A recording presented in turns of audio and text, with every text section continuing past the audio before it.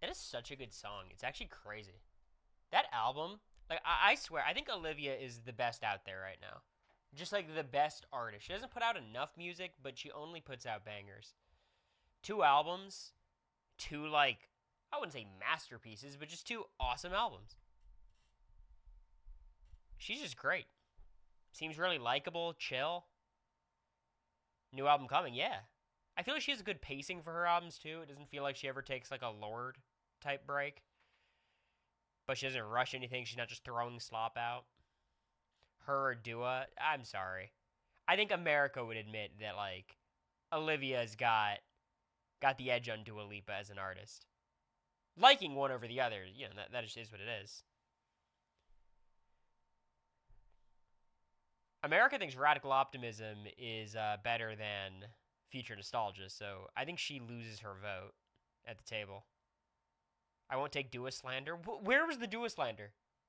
Who said it? Because I'll ban them. It surely wasn't me.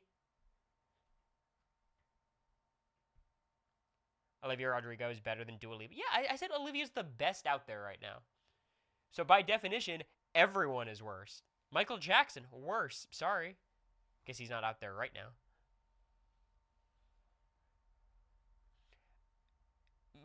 My feeling with America's music taste is I feel like she's never liked a new album less than the previous album. The newer thing is always better because she's listened to the old one so much and she likes the new stuff. Is that not fair? I feel like that's pretty accurate. Except for Toy Story 4. She's a Toy Story 4 hater. She says she hates Sporky. I don't like Sporky either, but that was a good movie. Toy Story 4 was solid. We have to be able to separate the idea that Toy Story should have ended after Toy Story 3, which is true, and also Toy Story 4 was a good movie. Right? That's like such an easy thing to say. Also, someone has to show her Incredibles 2 again. What a good movie. Genuinely a really good one. I don't think it's as good as the first one, but still good. I don't know if I know the Afro Man lore. I don't really know what you're talking about. Am I out of touch? I think I might be out of touch. Oh no. I turned 24. All of a sudden, I don't know any of the pop culture stuff. I would have been 24. I would have been the youngest person in the BB25 house still. I guess I'd be tied with Riley. What an old ass cast we had. That's why people, when they're like, we want like a golden Big Brother, all old people. I'm like, y'all, that's about to be the most cynical, negative season of all time. Say what you will about young people, but the energy is helpful, I think, in terms of giving you something fun going on. Seen Hoppers today. It's not good. America had a similar conclusion. She said it was okay, but not great.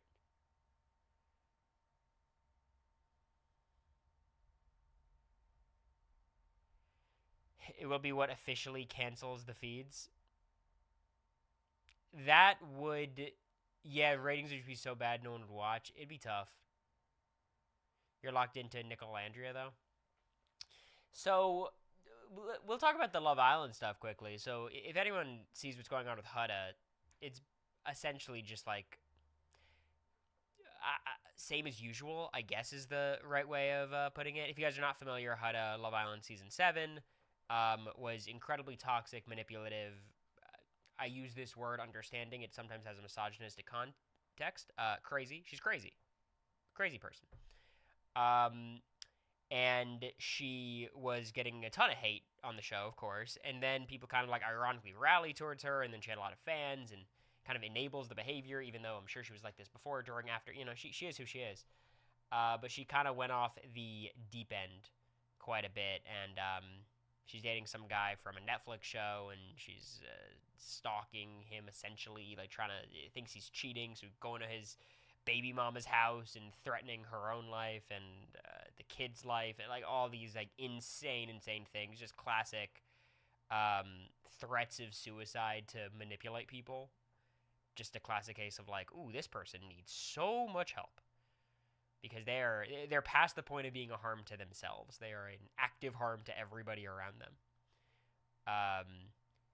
Anyways, all that to say, this is Hudda from Love Island. This is what got me into the Love Island. I feel like I'm too overexposed. This is what got me onto the Love Island subreddit, where I got the real juice.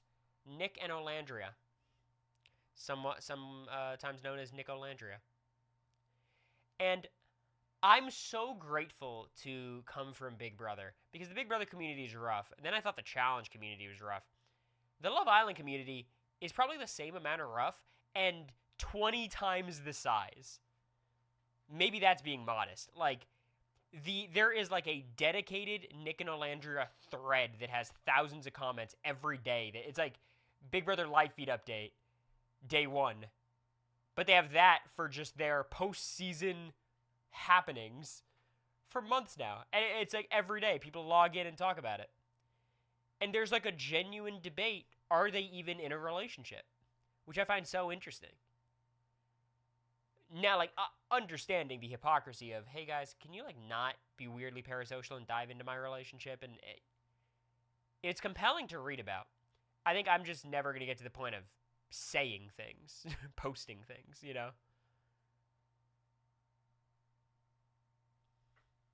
So it's, the one thing I will say is when people look at, like, Nick posting something and being like, oh, God, Nick did this, that must indicate that.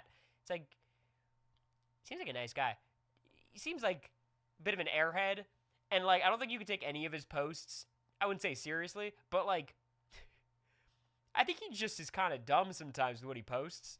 So I don't think it's indicative of a breakup. It's more like, oh, he's probably going to get in trouble for saying that, you know? And also, when people joke about America and I faking our relationship for relevancy or money or whatever, the joke we always have is like, what relevance, what money? Acknowledging, like, the Patreon exists. Like, yeah, for sure. They actually would, like, they're making tremendous amounts of money off the back of their relationship to the point where I wouldn't really judge them.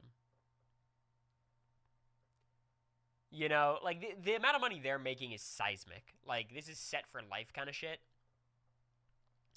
So, I wouldn't say, like, I would do it, but I do, like, understand it a lot more, and I think those conspiracy theories are a little bit more tenable.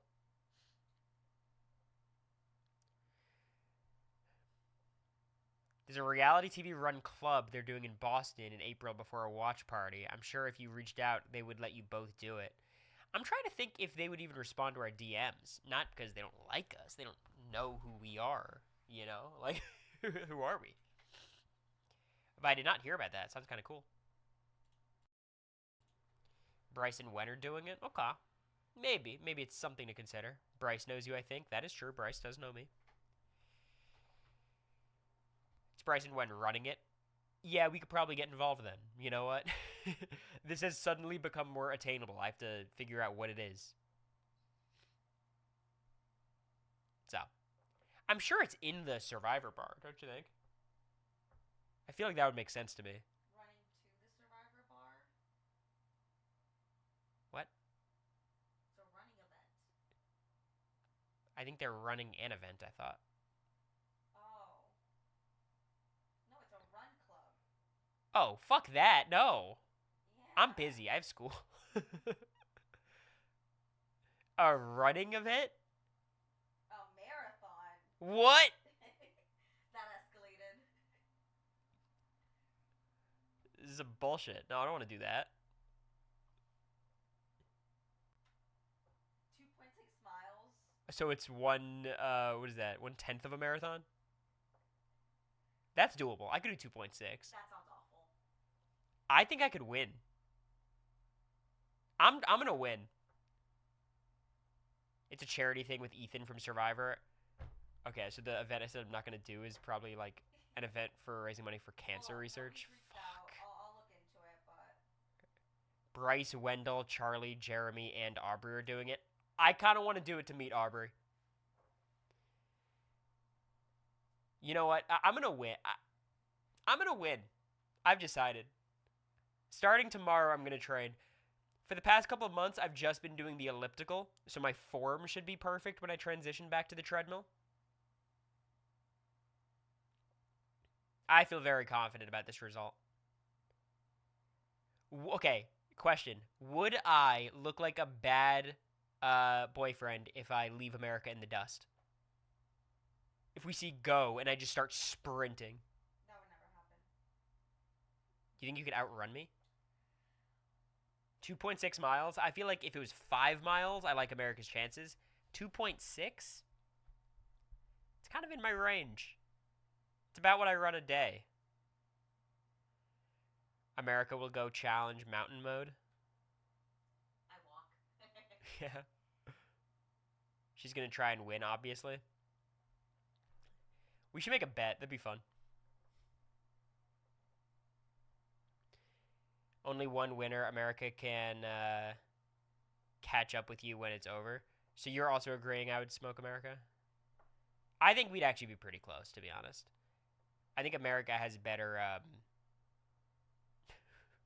I don't know, a better physique for running. Oh. I feel like my dainty little legs are going to snap in half. Card Girl, thank you for the prime. I appreciate you. Hope you're doing well.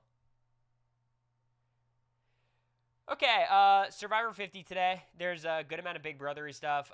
Before that, you want to talk about Mormon wives? If you guys don't know, Taylor Frankie Paul is the Bachelorette. She is the lead of the Secret Lives of Mormon Wives. I say the lead, but she's like the main person essentially. And she had like another set of domestic violence. I don't even think it's accusations. I'm pretty sure it's like charges filed.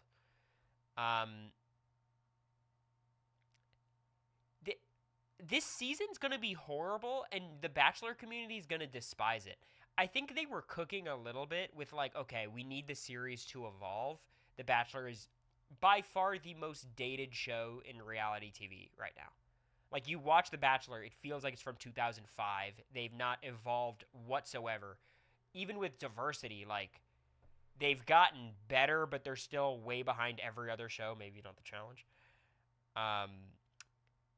So they're like, okay, we're going to pivot to like a little bit more drama, collaborating with other shows, try to build out this universe. But as far as I understand, the Bachelor community, especially like the moms at home, you know, just watching like they do every season, they want at least the illusion of love or the illusion of connection or like, okay, I can take this seriously what I'm watching, even if I know it's a reality show and they might break up. With Taylor Frankie Paul, it's like, no one should want to date her because she has a history of abuse that is public. So it's like, yeah, this stuff came out before the premiere, and this is like maybe the nail in the coffin, but there's like 100 other nails in the coffin that they knew before they decided to make this whole decision. Apparently, she gets off the show and calls her ex 150 times. They're drumming up promo for the premiere, good or bad. I'm not saying that like it's gonna do bad ratings wise. I think it might have a temporary boost for the ratings. Like I get that. I also think the hardcore fans, much like what we care about in Big Brother, is like what do the fans think about the White Locust twist? Because the casuals fucking love that. I'm sorry. The casuals loved the White Locust, which is why people are like, oh, they would never do that again. I don't know. I would not be that surprised if they did it again. Because I'm a fan and I love it. I think that's before the abuse stuff, no? Like, What do you mean? like, I just, sorry, I was on TikTok. I just checked back in.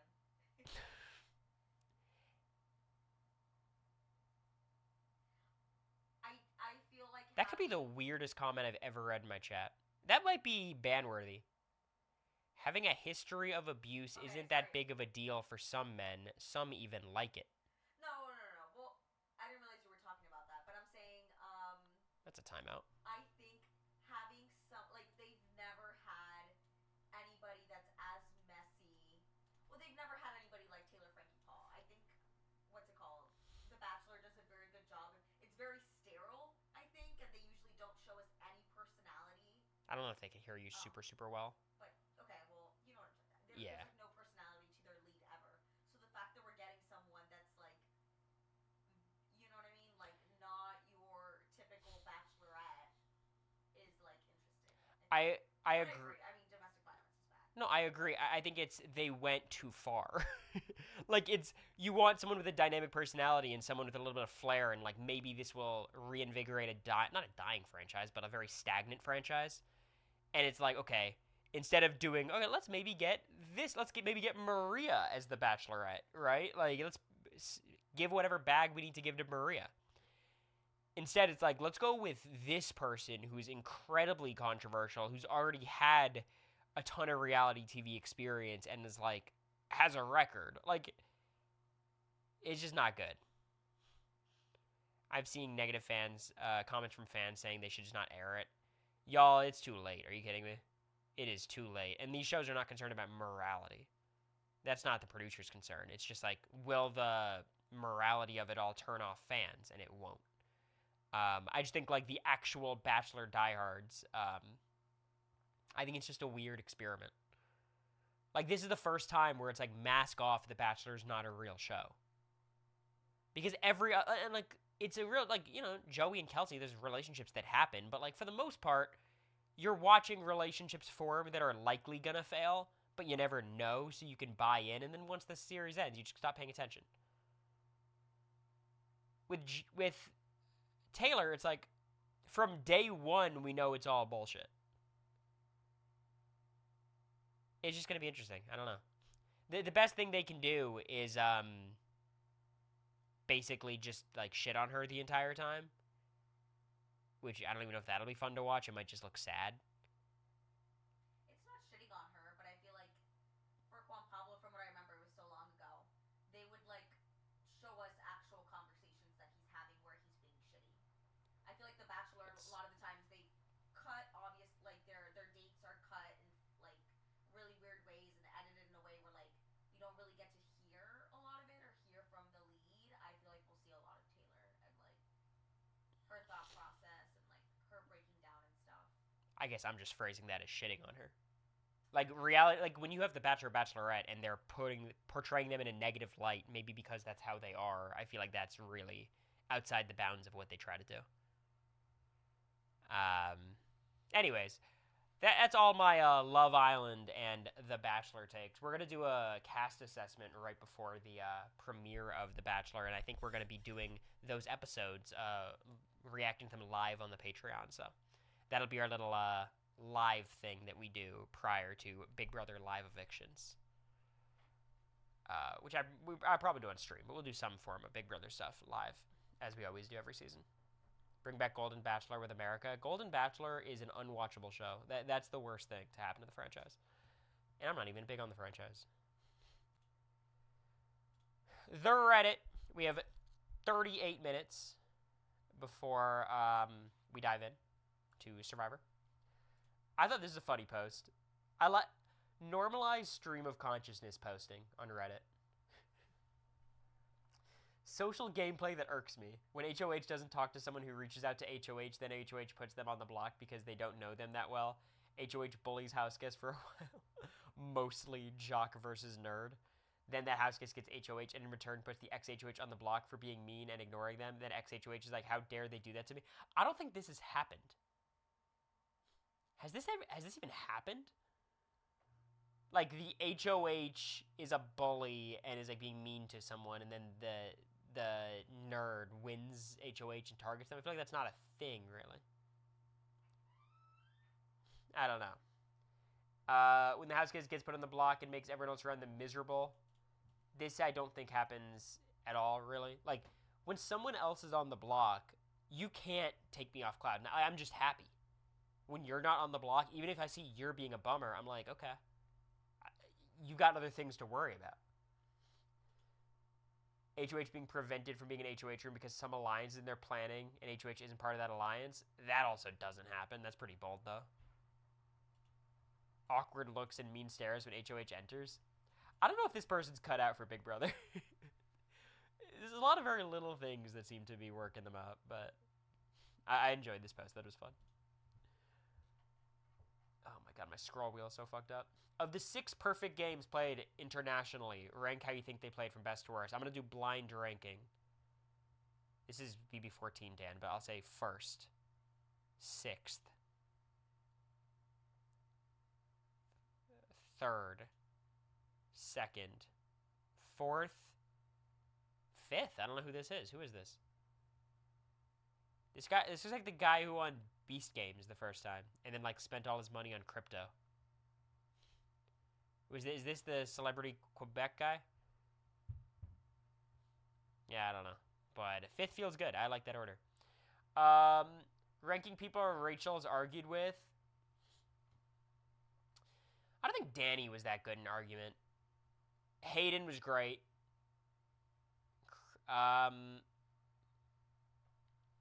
Yeah, Nicole's just not an arguer. Zay. I didn't think Zay was even that bad. Because Rachel's bad too, is the thing. I think the fact that Rachel beat Zay in the argument is kind of a testament to Zay, though. Low-key, Cassie could be like Big Brother's Parvati, but they don't have the guts to cast people like that a second time. I thought she was very fun in BB13. She was clearly like the best recruit there. But the recruits were just totally screwed. I guess justice for Cassie is what I'm saying. Keanu should be higher too. Keanu stands his ground really well. I think Keanu's a better arguer than Rachel. It just so happens Rachel's right all the time. Biggest mistake of BB7. It's with the first HOH. Why didn't they put Will up? It's because they liked Will. Janelle liked Will. Also, like, targeting the floaters. It was a different time. But no, the biggest mistake is never in week 1. The biggest mistake that season is probably, like, Erica putting up Danielle. Was crazy. That's a wild move. Janelle completely imploding season 6 as an alliance. There's a couple bad ones. Janelle probably has it, but it's not this one. I might take my Sudafed. I feel like I'm getting congested. 1 second, guys.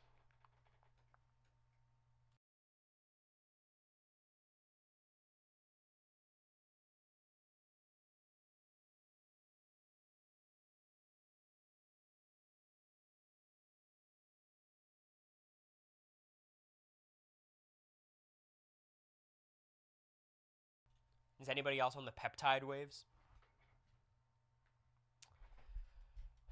I'm taking all the letters. What else do we got? Is BB26 or BB27 the better season? I'm trying to think if there's a single part of BB26 that's better than BB27. Like a single element of the season. The winner? I guess the winner. But I like the winners equally. Like, I think Ashley was a fine winner. I think Chelsea was a fine winner. Chelsea's obviously better. But in terms of, like, the entertainment factor, it's not the biggest deal to me that the best player wins. On BB26, or on 27, there wasn't a clear best player. So, like, all the outcomes were fine. 26 would have been pretty rough if, like, MJ or Cam won or something. But Quinn's going to challenge you to a duel soon for BB26's honor. Quinn can defend himself. How is he going to defend Chemo, Rubina, and T-Core? Cam. Like, that's the problem. It's not Quinn's fault. I'm the biggest BB26 hater. And I thought maybe I just hate Big Brother because I come off the show and I watch the season that everyone else loves and I don't like. And I'm like, oh, clearly I'm just, like, cranky and, like, have never dived into the show this deep in terms of, like, feeds and talking about it and streaming and everything. But then 27 came on and it was awesome. So I'm like, no, 26 was just bad. It was just bad. So.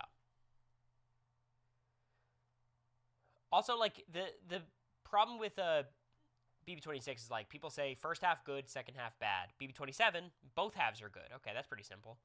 But, like, the first half of BB26 was not good. I think, like, weeks 4 through 7 were awesome. Like, week 4 was the Cedric boot. And then eventually it gets to the Joseph boot. Like, that is the peak of the season. But those first 3 weeks are really fucking boring. The first 3 weeks were just Angela, Kenny, and Lisa on the block every week. And, like, there was no drama associated with it. And there was the weird racism stuff. And, yeah, Angela got in a fight day 1. It was a 5-second argument. Yeah, like 27, like the middle portion, or 26, the middle portion was good. 27 was a much more consistent product. So, I don't think that's even close. All right. Showmances ranked based off compability. I mean, I think America and I do deserve to be in this tier. But, like, there's some people who you have to move down into the tier with us. Like, I'm sorry. Swaggy and Bailey, they have no reason to be ranked better than us. Because if we're rating their challenge appearances, we're rating America's too. Like, I'm sorry. They didn't win shit. Swaggy, I think, got NHOH and Bailey got a veto. Was that it? I think in general, I'm a little underrated in comps, just in the sense of like I was performing well, I was just not winning. Same with America, like, but at the end of the day, like getting second, third, it just doesn't mean anything. So it's like okay, I do get that. Blue and Jared, I think being a tier above us is fair in general. Just Jared is pretty good, and Blue I think is about as good as both of us. Like McCray and Amanda, this whole tier list is wrong. Like, what do you mean Tucker and Rubina are down here? Because like Tucker should drag Rubina up a lot. He's really good. Jackson and Holly not being in the top tier is also ridiculous. They're the best showmance in competitions ever, at least in a single season. Jeff and Jordan should probably move up too. There's a lot of problems with this list. But I do think we could beat Matt and Raven. Kyle was pretty good. Like, could we beat April and Ollie? Like, honestly, what it really shows is, like, showmance people are usually pretty fucking good at comps. Eric and Jessica feel a bit too high. I don't remember how many comps Jessica won. James being this low is ridiculous. Like, he was a one-man army. But yeah, I mean, I think showmances usually involve, like, the fit, athletic young people. So, I guess it makes some sense. This is one of the most bizarre tier lists I've ever seen. I like when people do tier lists like this because there's not much to disagree with because it's just like kind of a senseless criteria, but let's make sense of it. Strategy. So the progenitor. So she like made it all, Nicole. Then there's the founders. Then game changers. Let's start from the bottom. Degraded, I think, is harsh for Vince. Vince was an above average player. Zach, sure. Lauren, she's run of the mill. She's fine. Kelly, yeah. Keanu, I get it. Ava wasn't bad enough to be here. She was really passive, but so many people are. Adrian, I get it. Adrian was an odd player. Enigma being Josh. I get what they're going for, but I think Josh is a pretty like straightforward situation of what happened. Of like he was taken to the end because he was so unlikable and he was self-aware enough to know that they might be bitter against Paul. Suri, I think, fits here perfectly in terms of like how could she be so like the best of all time in one area and terrible in the other. Angela, I think, is just belongs in degraded more than Enigma. And then Ashley, I kind of get as well, mostly because the social game was so bad. Strategic game was so good, kind of like the reverse Suri, except I think Ashley's strategic game is obviously not as good as Suri's social. Replicators, this is where you're losing me, because I think this group of players makes virtually no sense to put together. Basically, you're just putting like strategic players who weren't the best. Shoutouts to me, though. Enhancers, I think this is just replicators, but better. At least for their type of strategy. So Bowie Jane enhanced the floater strategy, I guess. I don't know. I think Bowie's game, I can't tell if it's underrated or overrated at this point. There's a whole Bowie post later where people are obviously being mean. I don't know what to do with Bowie. Like, I think Bowie's probably, like, a little overrated at this point just because the ambition to win, I think, truly... I don't know if it's, like, the ambition's not there or just, like, she's so hardwired to not make the moves she needs to make.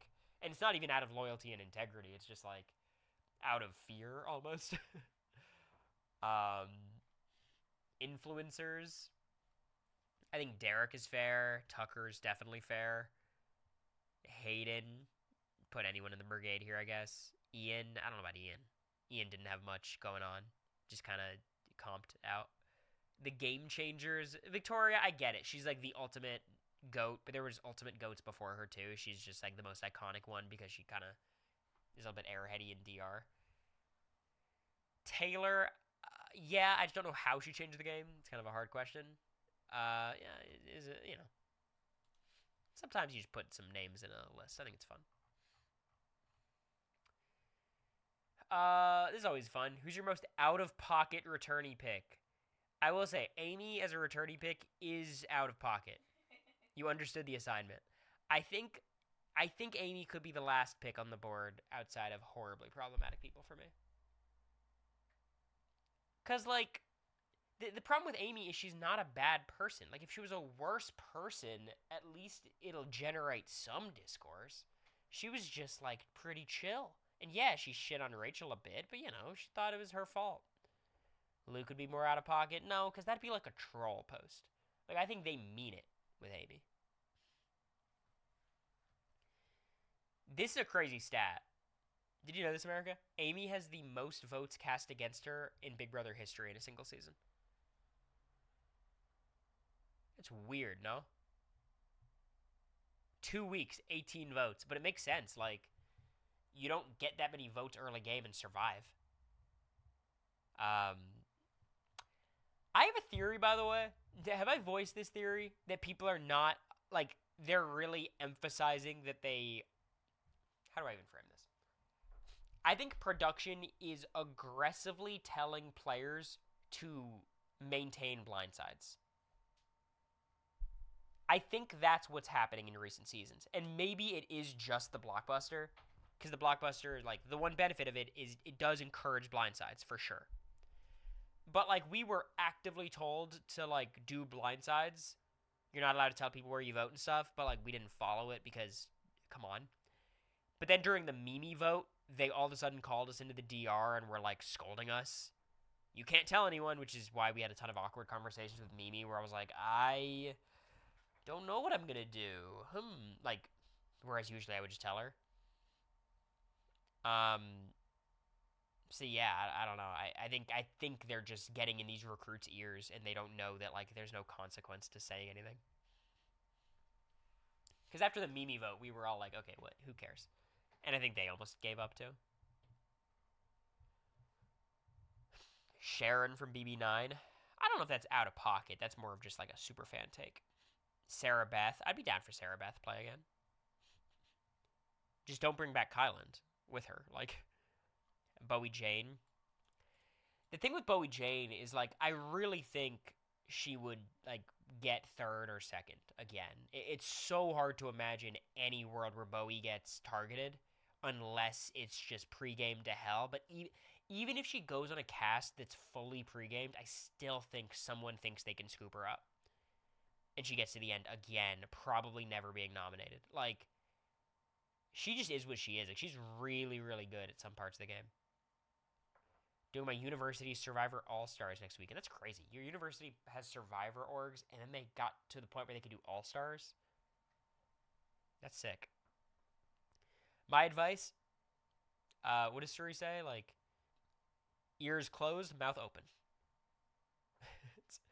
Just keep talking. You're never going to regret the words you say. You'll regret the words you don't say. Blue Kim, one of the most unintentionally funny people ever. I'd be fine with Blue to return. I think the problem with Blue is, like, she is just performative, right? I think she would say as much, like, she's going to be the character. It's just, like, she'll also play hard. Like, she'll try to win. It's just how much, do you care? Like, I care more about the feeds and, like, the playing hard. So, like, the influencer stuff doesn't bug me very much. Not sharing your screen. Sorry. BB4 Michelle, that would be a crazy one. Jen from season 8. She might be just too mature now. Like, the appeal of Jen BB8 was like, oh my god, she is unhinged. But I think she seems pretty, like, in a good place now. Victoria from BB16. It'd be a funny bit for All Stars to bring back Victoria. I'd be down. Brian from BB10. He's like the most out of pocket name that everyone says. I'm gonna say America because I don't think production will ever ask her back. They don't seem to like her that much. I think she was growing on production by the end. I don't think it's out of pocket because obviously a lot of people want America to return. I do think it seems like unlikely just based on production, but it'd be sick. This is a hot take for Reddit. America's incredibly popular here. Sadly, I do think Cory is more likely to be asked to return, but even that is, I don't think, likely. I agree that it's not likely. This is not really a thing. When they say production allegedly wanted her to link up with one of the hotter guys, there's nothing alleged. It's just a theory. like there's not been a report or an allegation. It just feels like, it just feels that way, right? Or at the very least, they didn't know what to do with me in America from an edit standpoint. I would say, saying my gameplay is kind of boring, I think that's unfair. I think I'm less impulsive, which I think could sometimes lead to more bog standard results, I guess. I do think the benefit of America versus me is she's more likely to get into conflict. I think, even though I was in more conflict on our season, I think in a normal season with different circumstances, I think America would be more likely to get in conflict. And I think she'd be more willing to take risks that I wouldn't be willing to take, which makes for fun gameplay. I think the benefit of me is I play a lot faster and harder in terms of just the day-to-day strategy. So it's kind of choose your own adventure on that one. Because I think something America's in a lot of ways better than me at is just she's able to chill and just hang out. Whereas I'm kind of, zooming. I don't know if I want to click this. I did it. Someone said I burned bridges. He wouldn't have been in casting for The Amazing Race if he had burned bridges. Guys, if I don't get cast on All Stars, it's not because I burned bridges. It's because they aren't picking me. You guys have to understand, if they wanted me, I have not burned nearly enough bridges. People burn bridges all the time and get back on the show. The things Janelle has talked about in the show and they still ask her, if they want you, they want you. If they don't, they don't, unless you're insane. Gen City. I like Gen City. But yeah, no. Raven, BB19. Y'all forget how mean Raven was, but she's an icon enough. It'd be interesting. Who else do we got? Johnny Mac. I don't know. He's kind of gone off the deep end a little bit. Also, he's not a surprise pick. They asked him to host a comp 2 minutes ago. Brett, again, not understanding the assignment. I'm surprised Brett hasn't been back just because it seems like production loves him and everyone wanted him back. And, why wasn't he just on 22? But yeah. Felicia, of course. Cornbread. That's a crazy pick. Kalia. I'd be down for Kalia. Riley. I had to step in. I'm sorry. I feel like this is from left field, me coming in to shit on Riley's game. She doesn't deserve this. I like Riley a lot. What is this fucking cognitive dissonance about Riley's game? It was so bad. It was, the worst. And it was annoying, because you literally had me and Suri desperate to keep her. Jag, the head of the other alliance, desperate to keep her, and we couldn't get it done. Because Riley was so, just go back and, look at her conversations. It's, it's impossible for her to stay that week. They're running a cult. It's, Blue didn't give a shit. Blue bailed immediately. Jag bailed immediately. I bailed before that. Jared bailed before that. America bailed before that. She had Matt, and he didn't even vote for her to stay. What are we doing? No, he did, right? He didn't. Oh. No, there was one vote. It was him, no? Nope. Oh. I told him he should. I'm it's not going to be a bad look to do it. But no, we had all unanimous votes until the Suri votes. People want to see BB26 Cam return. I don't at all. He's not going to play harder the next time. He'll be a likable presence again who gets far. The thing is, he might turn around and win competitions, though. Maybe I'm delusional, but like, I legit think he's one where it could be like sneaky. I hate when people complain about the unanimous votes of BB25. It's like not in the top 10 biggest issues with the season. Maybe it's a testament to the season, but like, unanimous votes are not the problem. I could list so many things that are bigger issues for BB25 than that.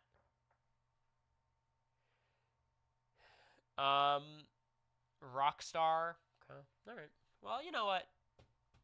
This is everyone's personal picks. I guess you can't be wrong.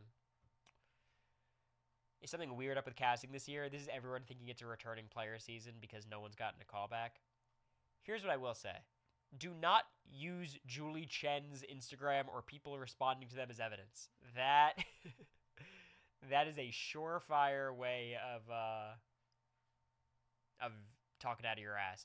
I do think the best thing to look at if you're trying to figure out who's a returning player is like, what Big Brother player from 4 seasons ago was weirdly everywhere all of a sudden at all the events and talking, you know? I think that's a good thing to look for. What are your thoughts on Bowie Jane? She still holds the record for most days in the house without touching the block. 3 HOH wins. Always seemed to be positioned with the power players. Her lying about her age and career to fit in with a potentially younger cast was smart. What are your thoughts on her? The more I think about it, I think the more, if Bowie told us her job, she would have done better. Just because people would have taken her more seriously and respected her more, I don't think they would have targeted her because of it. I think Bowie is an above average player because she's really well suited to a game like Big Brother. She has good self-preservation instincts, she's social, she's good at competitions. Strategically, she's a smart person. She understands how to play people and lie to people. She's, I think, probably only one of 2 people to truly snow Suri. I snowed Suri maybe for a week, but like really it was Bowie and Matt who like had Suri. And that was like, she was like lying to people actively, and that was a skill of hers. It's just the dog and the willingness to win and like do what you have to do and take a risk and be like, okay, maybe if I do this, I might get evicted next week, but I could also win the game. She doesn't have that, unfortunately. Not yet. Has there ever been a twist as universally hated as White Locust? There's like 10. I think White Locust had its supporters. People are really annoying when they talk about like, people only hated it because Rachel was out. It's just so obvious people's thoughts on White Locust. It's a horrible twist with the worst outcome. It's a horrible twist that got an outsized reaction because it landed on Rachel. Everyone knows it. When we found out there was going to be some twist on the episode, and we all figured it would be some comp-based thing, everyone shit on it. And then when Rachel was evicted, it was like, World War V. Cameron knew about Bowie being a lawyer, I thought. He knew about jury because someone fucking told him. They showed him the episode. Yeah, America and we just think they showed him the premiere. No, remember, we ran into that fan on the cruise, and she said... Did she? America's giving us the hot tea. No, do you remember this? We talked about this. I don't remember this, but in my head, I just assumed it to be true. Apparently, Cameron saw the premiere in jury. Whether it's someone showing it to him or him doing it on the fucking projector, I have no idea. But he's not subtle. He walks up to me and says, I'll bet you $10 that Bowie's a lawyer, Mimi's a politician, and... It's absurd. Y'all should have seen. We went to jury. All of them up Cam's ass. Because Cam's sitting there just like shit-talking everyone to them for the first, week he's there. It was God. I did not spend. The handlers, they were fine. I liked them.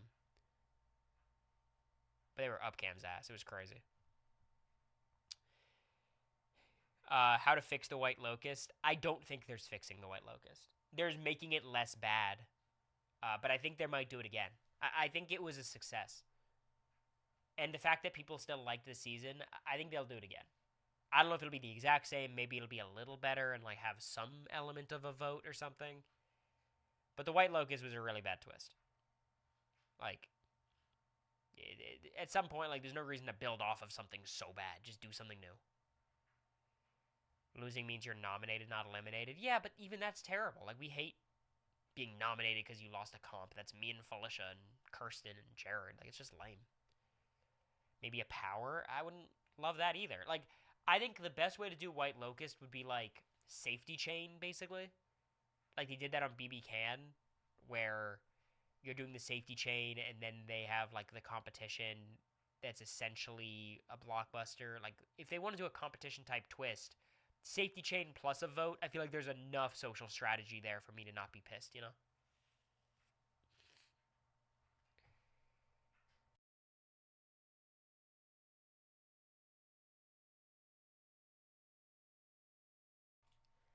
Would double evictions be more exciting if they happened earlier in the season? They would be. But the trade off is Big Brother is more interesting earlier in the season, and the more doubles you do early, the faster we get towards the shitty part of the season. So saving a double eviction for final 6 or final 7, I think, is necessary just to get rid of one of those weeks. But if you want to do 18 house guests and do 3 doubles, I don't think anyone would complain. I think they should just do that. I think it'd be more fun. More people, more doubles, more like things to get excited for. Why not? And I don't care about the blockbuster. Just say it's a double and we're going to have 2 nominees. It's fine. Or fuck it. Do a full week with a blockbuster double. Like, it's fine. I do think they should expand the cast. Like, I think 18 is fine. Anything more than that's kind of tough, but I don't have any thoughts on BB15 Caitlyn. This pissed me off. So this is categorizing a few house guests based on their confrontations. And the tiers are kind of whatever. I do not belong with Vince and Nicole Frenzel. I don't belong with Vince and Nicole Frenzel. I got in a fight and I won the fight. It was a really good fight. It was a little bit of a nerdy, game-oriented fight. I get it, admittedly. I got in there. It was like an hour. I guarantee I had the longest fight. This shit was 2 hours. It got cut. You guys didn't even see the full thing. And for the Felicia fight, 8 minutes. Oh my god. obviously, you guys already know about that. I'm not, like, kicking someone while they're down. That's weird. I think they're quoting America versus Felicia. Putting me with Nicole and Vince, I'm sorry. Those are not confrontation people. I think that's what I should have been. When people look at me, that's what they expected. But I will, a tiny bit of motion, a tiny bit of, I don't know. I got something. If you had to butt kick after the fight in the Humiliverse, I don't think I did, actually. I think I was very caught up in it all. And then Fessy and Jesse cast on American Gladiators.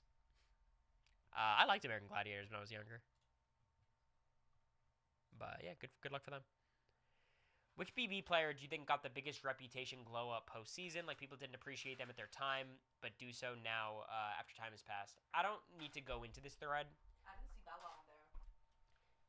But I do want to explain what's actually happening here. Because it's not a lack of appreciation at the start. It's forgetting what it's like seeing them on a day-to-day basis. Like, some of these people were just the worst, and you hated them. They were so annoying. And then after 3 years, you're like, oh, they were not that bad. They were okay. It's like, no, guys. Like, you know, like, people, like, time passes, and people are just like, it's fine. What are you going to do?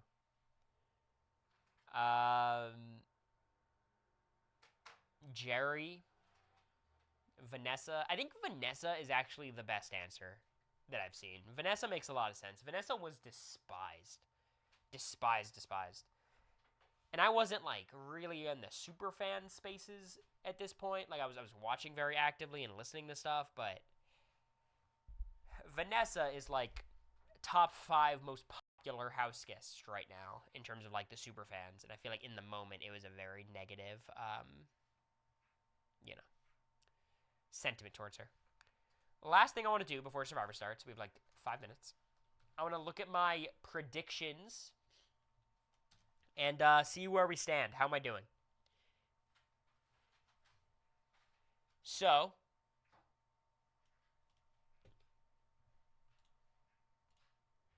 We had Mike White in 24th. That's not looking good. Admittedly, this looks like a miss. I wouldn't be surprised if he goes out soon though. I don't like his situation on that swap tribe. It feels to me like it might be like a Christian, Ozzy, Emily, Stephanie thing. Like Emily might force Christian's hand to be like, we have to get rid of one of the three of them, or one of him or Angelina. So I'm not loving Mike's chances. Q at 23rd, great pick. He was an obvious early boot though. Jenna, obvious early boot, nailed it.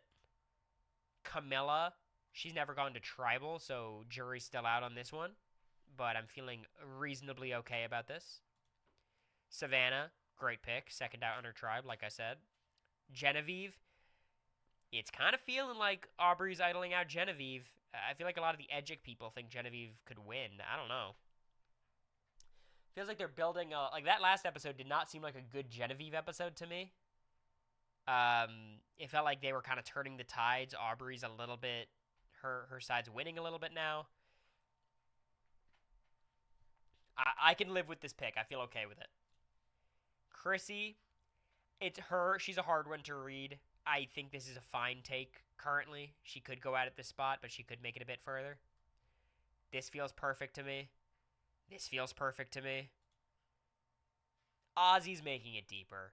It feels like Ozzy's making it pretty deep into the merge. So I fear this one's a miss for me. So, I think this is my second real miss. Him and Mike White.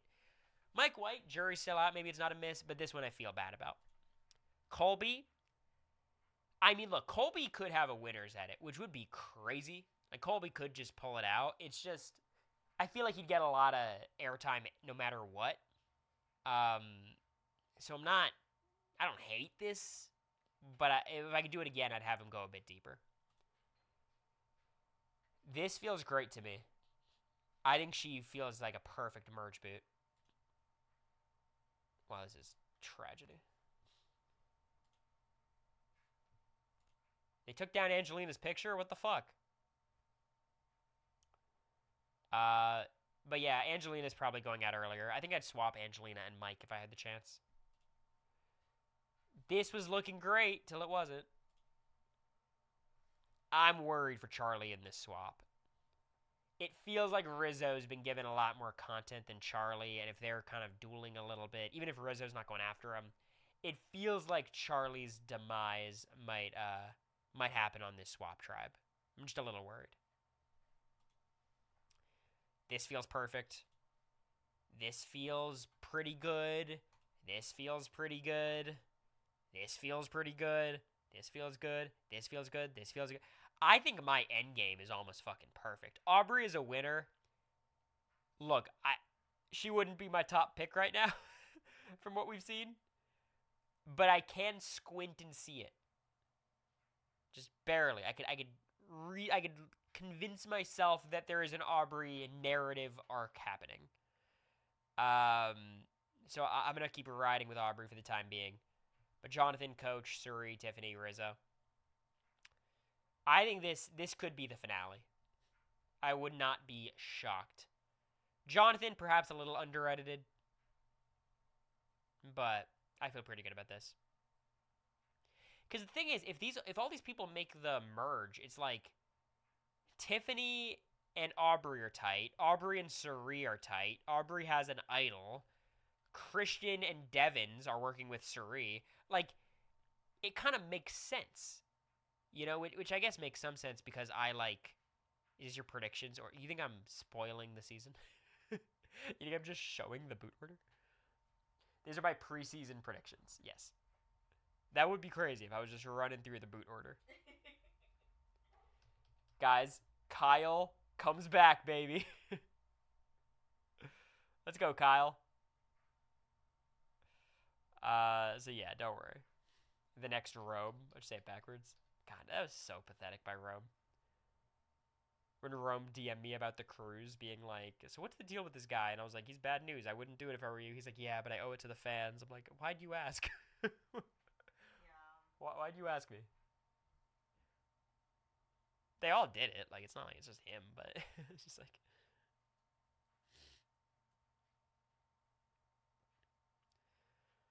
Kyle coming off the boat with crutches. Yeah, Edge of Extinction Kyle. Anyways, I feel pretty good about this. I think it all makes sense. I think it falls apart at Charlie. Like Charlie and Angelina, I think they're not making the merge. Colby probably is and Ozzy is.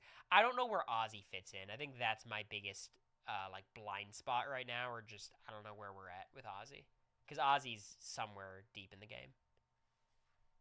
But anyways, it's Survivor time. Are we on Paramount, babe? Yes. Thank you. I'm gonna take off my headphones so I can hear. Oh, it's so much better. Oh God, do I yell on stream? Low key. Am I screaming? Low key. The gain is lower on my mic at least, so like hopefully there's less background noise. Because when I go back and watch my VODs, there's like a kind of a high pitched ringing that I think is either the computer or the heater or something. So I think this should be a little bit better. I think we are starting, babe. Babe, also, I need 30 of those tomorrow. They were so good. The little Oh, like cookies. strawberry cup cookies. Yeah, when I go to Whole But Foods, 30 of what? I don't know yet. 30. I'm like I can't do that. But no, they have like the cookie bar at Whole Foods.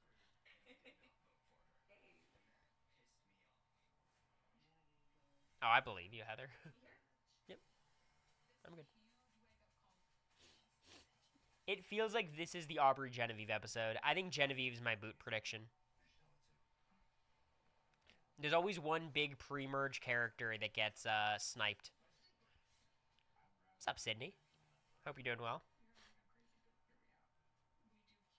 Shoutouts to Genevieve though, getting a massive edit on this cast.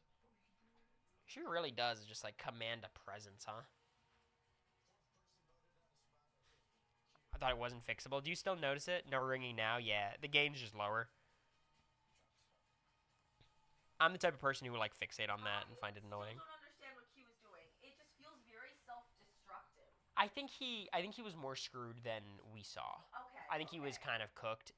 He didn't give up really. But I shouldn't. It's a TV show. They should show me. I shouldn't have to guess that there's more going on. You know, like I don't know.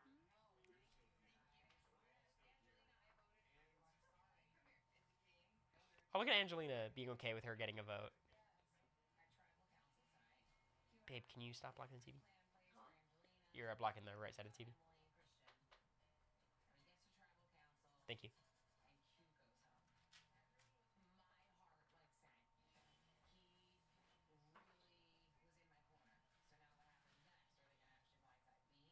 Well, it shouldn't be a blindside this time, Stephanie, if you go home. You just got blindsided the first time. So Stephanie could vote in the case of a revote.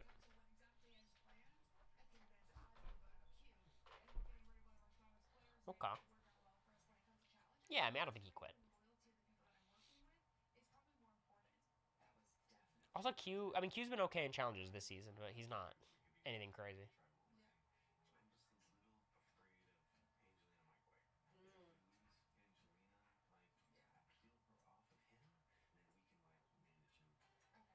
Yeah, I really think Emily, Christian, Ozzy, and them are gonna flip on Angelina. It feels like that's what's happening. And I think it'd be a good move for Christian. Like, he has so much going on in the game right now. He doesn't need everything, you know? He can make sacrifices, especially with someone like Angelina.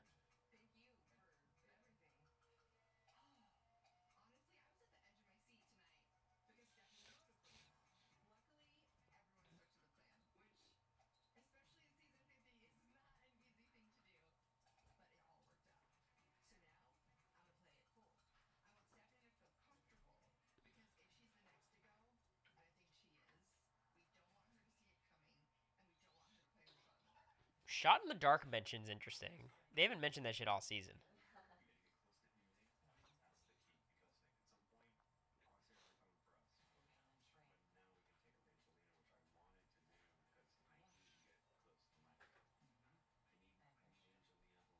Ozzy doesn't have to tell everybody that he's trying to like get close to Mike. What is Ozzy wearing? It's a poncho, right?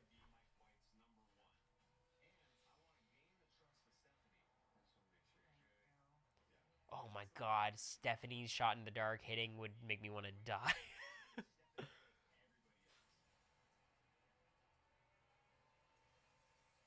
Does Ozzy have media credits? I feel like in his heyday, he must have been in some stuff, right? Like a Colby type. I know Colby was even more popular somehow because just early Survivor was early Survivor, but I feel like Ozzy has to have some stuff on his IMDb beyond Survivor, right? Besides porn. Okay, I really walked into this one, didn't I? I think I walked into this one. This one's on me. Now can someone answer the question? now that the obvious joke has been made, does he actually like was he acting in non-pornographic stuff? This remix is so bad. Who's excited for Zach Brown today? Is that what's happening? I think so.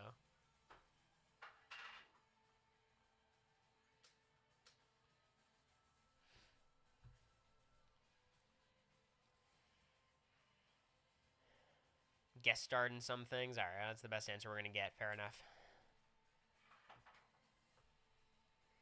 The remix is just super cluttered. Like I can't make much of it out. They're playing like 3 different versions at once.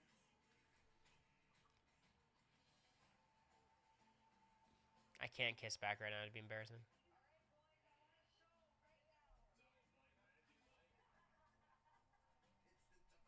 I can't even do it.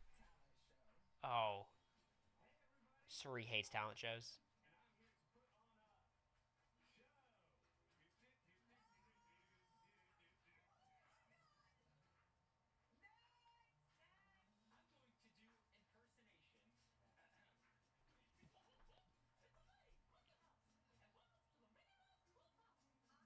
It's pretty good. Maybe we are more similar than I thought.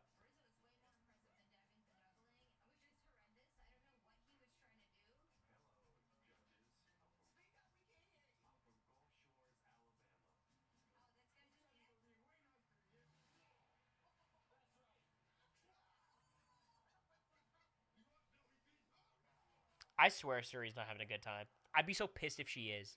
Because that means she didn't dislike Big Brother. She just disliked us.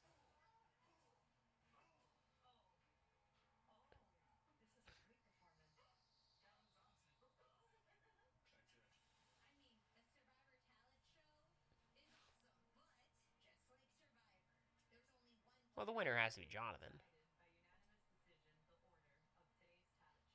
The order?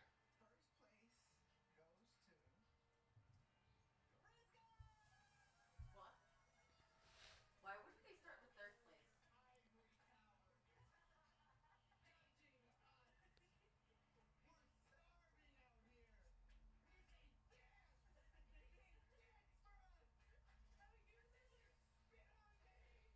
He's such a big personality.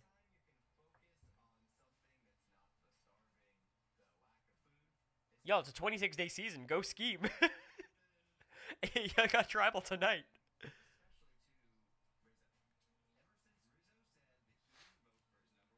All right, they're playing this again.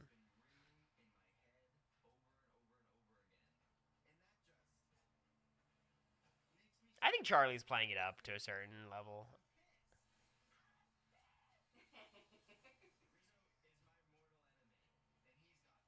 It feels like Charlie's kind of Charlie knows what he's doing. You know, It's TV. he's giving himself the enemy. Wait, I want to watch this. There's a new Spider-Man. Yeah. They're announcing it. I don't know. It looks kind of ass. I think it'll be good. I feel like all the Spider-Mans have been pretty good. People have their critiques. You get muted now. Thank you, babe. You want me to do the remote too? It might be easier. I got it. Don't act crazy. It's a crazy throw. I thought all 3 of them are good. They got their problems. I think Homecoming is good. It's just a little like I don't know, a little high schooly, and I don't think they do the high school very convincingly. I think Ned's always kind of a bad character. I thought Far From Home is the best one by far for me. The Mysterio stuff's a little goofy, but I'm kind of with it for the most part. A little too much John Favreau. And then the third one is really good. I just think they don't spend enough time with the Tobey Maguire and Andrew Garfield, which is like why everyone went to see the movie. But in general, I think they did a good job. Like I think Tom Holland, like that's his best acting performance I've seen from him. It looks sad. I think it'll be fun taking it in a different direction. Like I hope they don't just wipe out all the memory stuff, right? Like hopefully they stick with it and still tell a compelling story.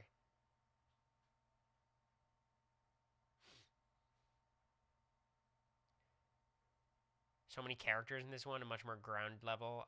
Yeah, I mean it's good. We don't want to do Multiverse Part 12, right? I feel like if America ever wants to recreate moments again for Halloween, you could do Tom Holland's Zendaya, like the moment she's overly excited in that interview with him. We've talked about it. It's been theorized. The Punisher and Spider-Man stuff looked fun. Punisher's in it? Wait, is it like Shane from The Walking Dead Punisher, John Bernthal? Because that'd be kind of cool. Yup. Oh, that's kind of cool. Look, I never even watched. I don't think I fully watched. What is that? Season 2 of that show. I watched season 1. I can't believe I can't remember his name. This is so insulting. No, I'm not looking at the lawyer, the blind lawyer, Daredevil. Duh. Daredevil season 2. I think it was. Punisher, Hulk, Scorpion, Boomerang, The Hand, maybe Jean Grey. Okay, if it starts... I kind of wish it was a smaller group, so it doesn't just feel like MCU slop. And I like the MCU. I think it's shit on a little too much, but I think they got a little too crossover heavy when, like, the best MCU movies, outside of, like, the 3 great Avengers movies are, like, Doctor Strange or Black Panther or Spider-Man or just the one-offs.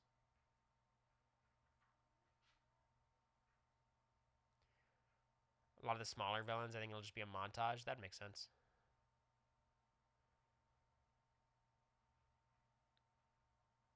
Show has been doing over the past 3 years. That'd be fun.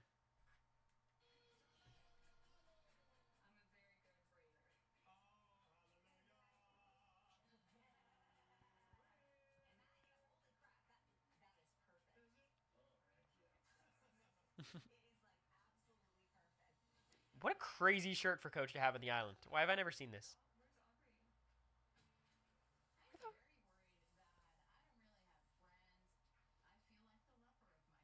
Aubrey, what's going on?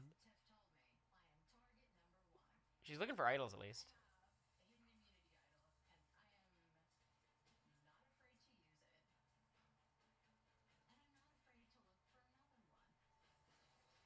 Aubrey finding 2 idols would be so fucking funny.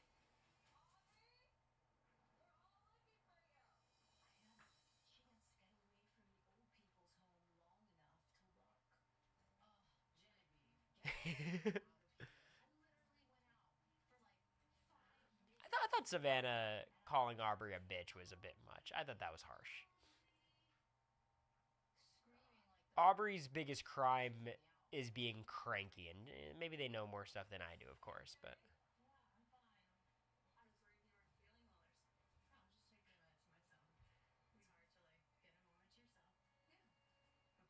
I will say though, She's making faces. is anyone getting Heisem vibes from Aubrey sometimes? So now Genevieve's looking. They just swapped. The Aubrey called Genevieve a bitch. No, I think it was someone on Chat BCC saying like when you act like it's drama, but it's really just someone being a bitch. That was Rachel, not Savannah. Yeah. Sorry, misinformation central. So Genevieve found, is it a boomerang idol? It doesn't fucking matter. She already found it, right? She didn't though. So now she has to send it away. So that doesn't help her. That's No, so rough for but I Genevieve. thought she already got it. Didn't she send it to Ozzy? You're right. Yeah, she found 2 of the idols. That is funny. That's so fucking rough for her though. God damn. She found 2 idols and doesn't get to keep either of them. and she's gonna get idled out by another one's idol. This would be so sad. That's so sad. That sucks. Sorry. If she gets idled, I'm rooting for her not to get idled out because that would just be tragic.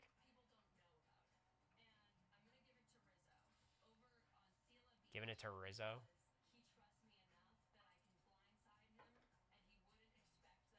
Okay. Yeah, I mean Rizzo was on the outskirts of her thing going on there. Why not Colby or Stephanie? Well, Colby's on her tribe. Stephanie is an interesting one, but I think the way she views it is she knows Ozzy's already got an idol. Yeah, I don't know. Stephanie would make some sense, but maybe she just likes Rizzo more. She explained it. She thinks she can blindside Rizzo. So. Oh, it's the Arch one. That's a fun challenge.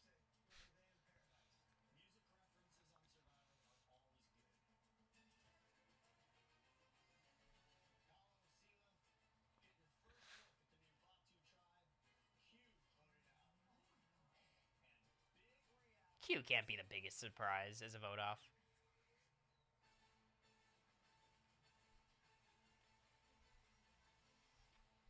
No Christian confessional.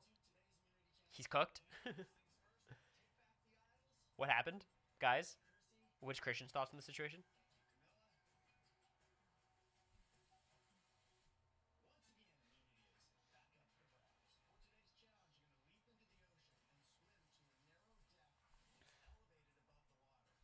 I'm trying to think who goes to tribal right now. It Serious tribe? kind of feels like Ozzy's tribe again, which Oh. no fucking way. Tiffany not giving a fuck. You gotta assume it's gonna happen, right?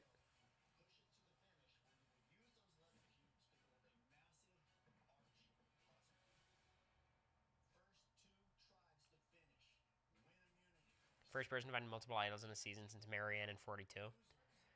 It's actually pretty remarkable. I guess they have so many weird ways of finding idols now that it's like kind of hard to find multiple, but that still is surprising. Because in the 30s, that's what the whole show was. I mean, so many players found stuff. Wait, this is immunity? And more. The fuck? Is this an early ass immunity challenge or am I crazy? No, it's early. What time is it? Yeah, it's weird. I'm That's really weird. I'm with it. It might be a double tribal. This might be a double tribal. Oh, this is Zach Brown. Yeah, we need to make room for Zach Brown. Actually, fuck.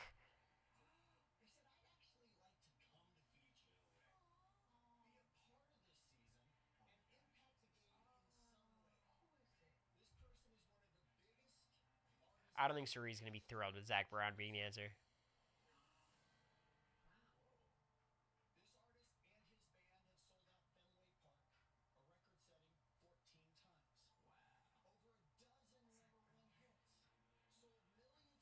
Damn, D.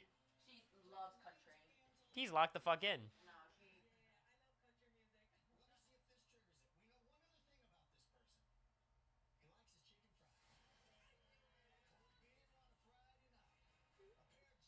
Okay, Jeff, we got the lyrics.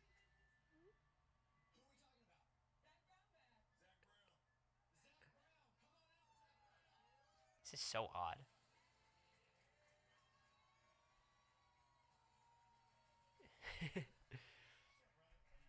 All right. The Mr. Beast intro is gonna be worse. Rizzo's gonna be like, "It's Mr. Beast." Oh my god, it's Chandler, guys. I would not know what he looks like. I would agree with you,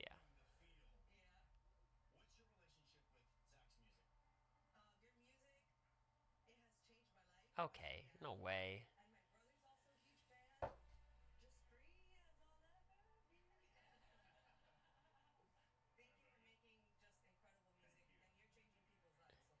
Suri looks so over it.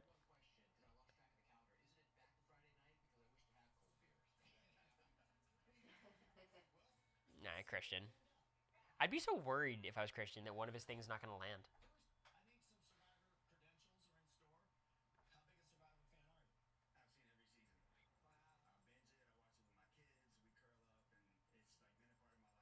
Thanks, Ren.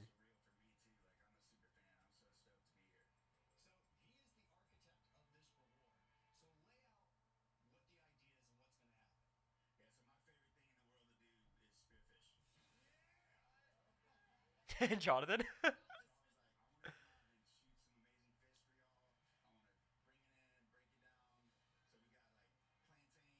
Oh, they got America. Fishing segment.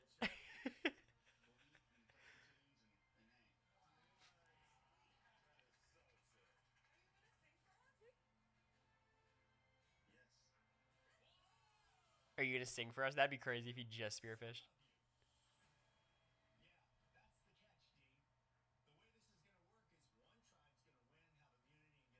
God, there's going to be a whole performance segment, too. Drake. That's funny.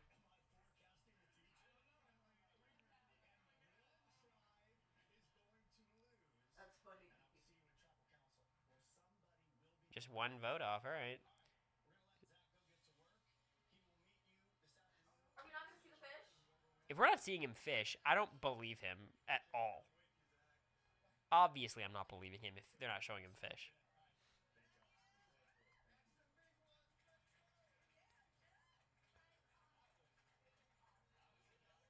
We're going to get a whole song. Yeah. I mean, this is a shit twist. It's not a twist. This is a shit segment. But, you know, let's get through it. Suri sitting. You guys have to. I guess you don't talk about it before the challenge because you want to see what it is. Yeah, I think it'd have been really fun if like each reward was tethered to a past survivor. That'd be really fun. Like Boston Rob will take you to a barbecue or something.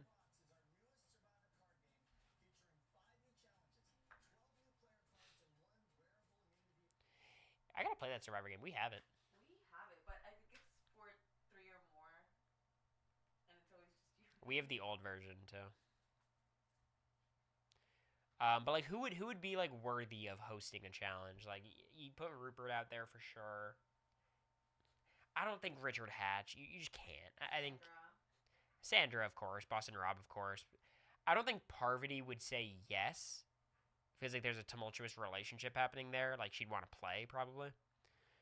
Um, Tony, Tony for sure. Malcolm, sure. Yeah, I mean you can pick anyone.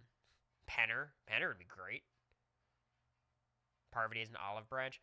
There's no olive branch. It's just like they. It's mutually beneficial. They should both like each other. I don't get it. Just ask her to be on the season. I'm glad she's not on the season because she's played 100 times, and I just would rather see other people get a chance. But Jeff's. I don't even want to say it's one sided. I feel like they both don't like each other. I feel like Parvati didn't like Jeff because Jeff always likes the guys, and she said that on multiple accounts. And then Jeff came back and shits on Parvati's win. You know. Rob Sesternino. That would have been a nice touch, I think. Because obviously, like, it would be a little bit hard to explain to the fans, I guess, but you just need one confessional of Charlie explaining it. Yule, Ethan, these are all fine people, yeah. I think that would have been a really nice touch to, like, celebrate the show. Instead of, like, Mr. Beast and Zach Brown, but that accomplishes a very different purpose, right? They're trying to bring in a whole new audience by having these people as if that would happen. Not as shameless as traders with Donna Kelsey. Get Yowman out there. That's now we're cooking. Now we got some stuff going.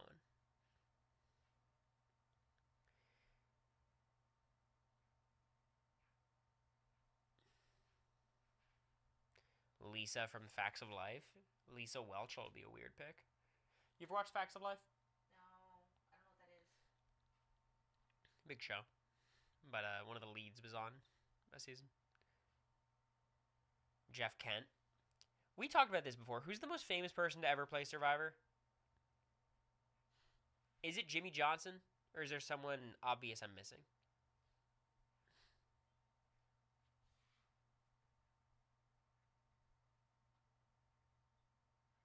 Jimmy Johnson, yeah. I think Jimmy Johnson. I think Cliff Robinson was like a excellent NBA player. I think he was like an all star, but not like a perennial all star. He was a consistent all star, but I think Jimmy Johnson's on a different level.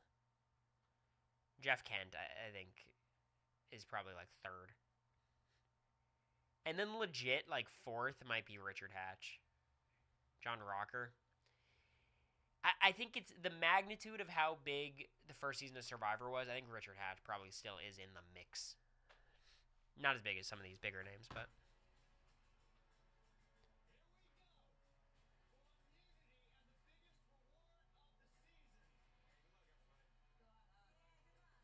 good luck. Shut up.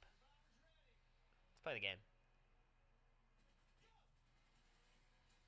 The fuck was that, Jonathan? You didn't dive? I guess there's no point of diving, right? Yeah, there's no point of diving the more I think about it because you have to wait for everyone to get there and him getting there first. Oh, Camilla's just holding on to Jonathan. That's so funny. I used to do that with my dad all the time. He's no, it's just faster to be on Jonathan. Rob Rosh says he wants to be on Survivor. I mean, they should have him. He'd be fun. He's a good cast member. It's just, you know, I think Jeff seems pretty open to it. I wouldn't be surprised if it happened. Because if you're Rob, it's like, it is just a fun experience if he genuinely likes the show, and it seems like he does. He went out of his way to say he wants to do it. But, CBS has been a little bit tentative to, like, get people from other shows on Survivor. I think Survivor doesn't want to become, like, traitors, we could ask on. Yeah, I saw a clip of Jeff being like, "Oh, Rob R. We need like more energy. Like if he really wants to be on, because he's like, oh, I saw Rob R, but he was sort of like, I could want to be on Survivor. I would maybe be on Survivor. And he's like, we need more like confidence, and it's like, come on. Rob's not doing a casting process is the point. And he shouldn't have to, just to be honest. I'm sorry. Like, I know people are like, oh my god, let's get real fans on. It's like, you're not making Rob do a casting process, and I just feel like they would want him to do it before putting him on. Get Rob R in Big Brother. He should not go on Big Brother. I would actively dissuade him from doing it. Like, what would he have to gain playing Big Brother? 750K? It's like, I think his time would be better served just doing stuff on the outside. Survivor is more like, at least it's an experience, right? Big Brother, it's like.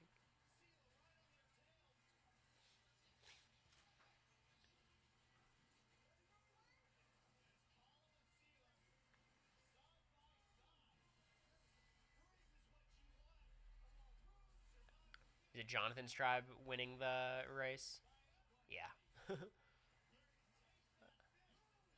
Yeah, this is the type of challenge where Jonathan comes in clutch. They're going to do good at the puzzle, too, because it's not really a puzzle. It's like a coordination, teamwork thing, and they've got a lot of tall people. They're going to be good, too. I think Purple's losing for sure. Orange is D's tribe, right? All right, good for her. I think this is the Genevieve boot. No, no, no. That's the blue tribe. The pink tribe. Who's pink tribe? Is that Charlie boot? No, that's fucking. That's the same tribe? That's Stephanie or. No way. No way is that happening. We're getting Angelina, probably. Well, babe, they're on there. They're on there. Well, it's not just Christian going to every tribal. It's Emily and Ozzy, too. The three of them. I mean, this tribe is so weak, though. Yeah, I think now they gotta put the cubes in there and do that. And getting rid of Q before this challenge, like, Q would be helpful as just a physical guy. This is one of those where you go back to camp and you're like, there's not much we could have done here.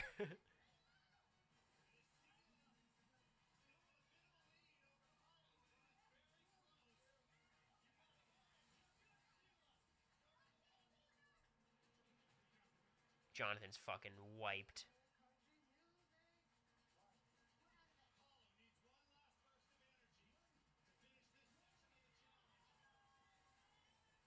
Damn, could you not wear shoes? You can't put shoes on? Come on, come on, come on. 5 people working on it. They don't have Jonathan working on it? I feel like you need his just size.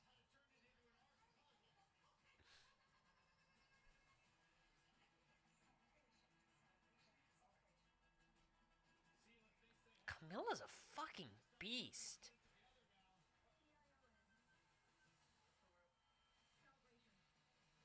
Okay, they all got it. Why aren't they moving? I think they're gassed, America. It's so weird. They're moving in like slow motion. I feel like this is the one where like I'm watching it and like it looks like Jonathan's out of it.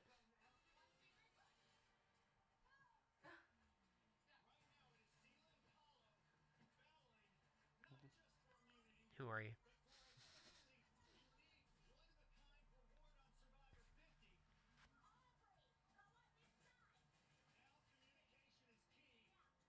Is this a longer arch puzzle? I feel like usually it's just immunity.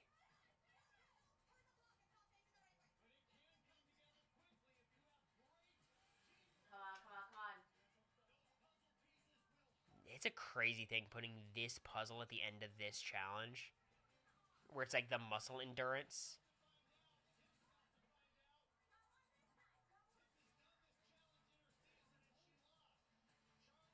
Damn. Who gave Jeff the stats? Mm. Guys, lock the fuck in.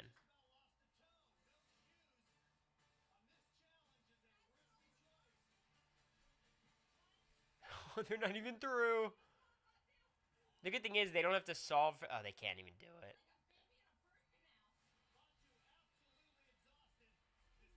They just don't have the physical strength for this.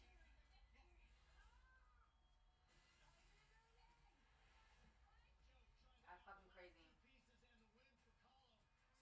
Come on, come on, come on. Are they done? Well, this is not a very climactic ending.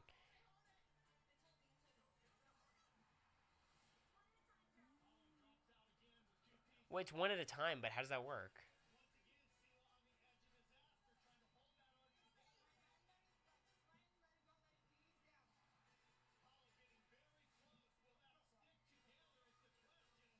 That's a win. Oh, they got it. All right, Genevieve lives to see another day. Aw. High key, like rooting for Kobe. He seems like such a nice guy. All the boys listen to Zach Brown.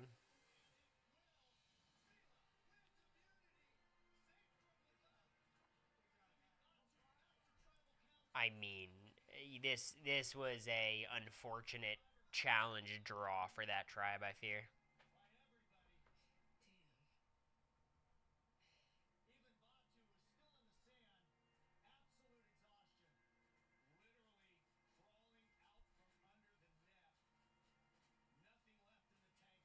I mean, just look at the.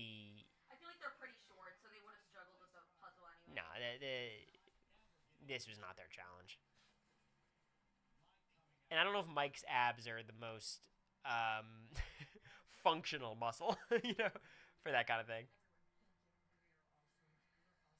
So this is an Angelina boot, right? There's no way Stephanie goes here, right? That would be a crazy. Maybe it's Mike, but I think we get Mike or Angelina here for sure.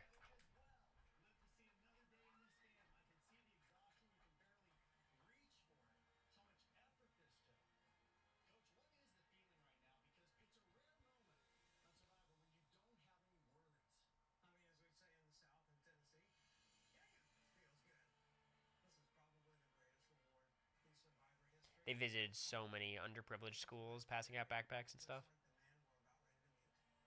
They've gone helicopter rides to hotels.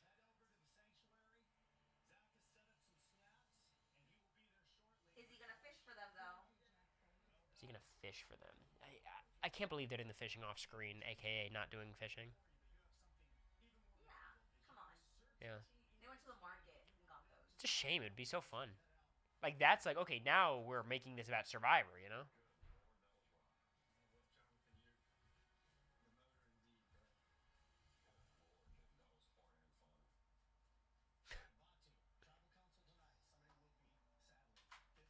When's Christian getting his first confessional? This is unsettling. You have like problematic tweets leak over the weekend. Like, what? Is he getting this confessional? There it is.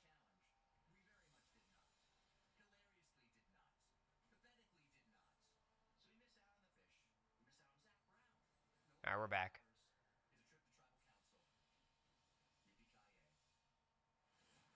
If like Christian gets fourth, I mean that'd be a huge win. If Christian gets fourth, I'm sorry. It's not all about the contrary to popular belief, it's not all about the win. You want to just place and be proud of your performance. It's not always about placement. It's just like be proud of how you did. And be satisfied with the experience. Like it's like I think I'm very satisfied with the experience I had. I think America would say the same. I think I can't imagine leaving a show having like tremendous regrets or like being cut super early and being like I never had a chance to play. Like that probably is that's a whole different feeling. Christian quoting John McClane, quoting Jake Peralta. Do you think Suri looks at Charlie same as you? Because I think Suri's played with so many people that like she doesn't think about me. I think she knows me, and she mentioned me in her pregame press, so I'm top of mind in some context, I guess. I did play with her for a lot of days. I just think Big Brother's so different. Like, I do think she has a certain amount of respect for Charlie and Rizzo more so than me, which has nothing to do with me, really. It's just like Survivor versus Big Brother, you know? Well, okay. So how many days did Suri play?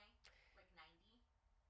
Yeah, no, How many seasons of we Survivor did is this that? math. I think I've played more days of Big Brother with Suri than any survivors played with Suri. Yeah. Because the only people who played with Suri multiple times, How many times had she played Survivor before so six counting Australia? Australia, so five not counting Australia. 5, yeah. So she's played with Ozzy 3 times, and she's been on a tribe with Ozzy every time, but like they don't always get to the end. Yeah. Yeah. Her and Parvati have played together just 3 times, but one time they weren't even on a tribe together. It's definitely Ozzy, I think. No, it's not like she disrespected. It's not that. It's just I think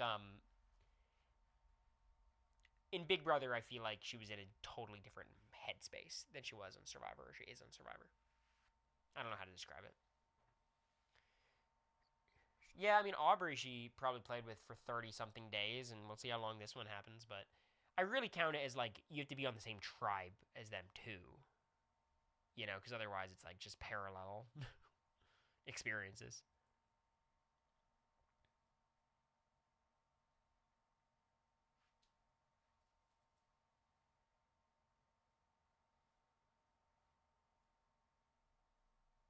I do think the players like Suri though, like they don't want players like me in there. Like it doesn't benefit them, right? You want people who are a little bit more malleable and honestly people who are less game theory y and just you need people who are dumb enough to take Suri to the end, right? And I'm not that person. Charlie's not. Rizzo's not. So, how tough do you think it would be to beat the second juror curse if you ever played again? To beat it, meaning getting better than eighth? I think it'd be doable. I think it'd be hard. I think I would probably place similarly, 10th to 7th or something. But I think it's doable. Winning's hard, just because competitions. But if here's the thing, if I'm aiming for 7th place, if that's the goal, I think I could play 7th pretty reliably. If you play just like I was just thinking, what if they do like a voting thing, like they did for All Stars? Like you have the whole country of Albania behind you, oh, right? I would hate that. That would be the worst thing ever for my mental health. I would God, because I'd have to say yes to doing it, but oh, I'd be miserable. But if I was aiming for 7th, I could do it. If you just play really reserved, lock in with the numbers, don't worry about end games, I think I could do that. Is he fishing? I'll be back soon. This is such bullshit. This is Are so they gonna have him panicky. walking in a He's gonna bathing come in suit? with like a little cooler. Oh. I think he's gonna walk in with a bathing suit and as if he was just in the water. He's gonna no. He's gonna come with a spear. Yeah.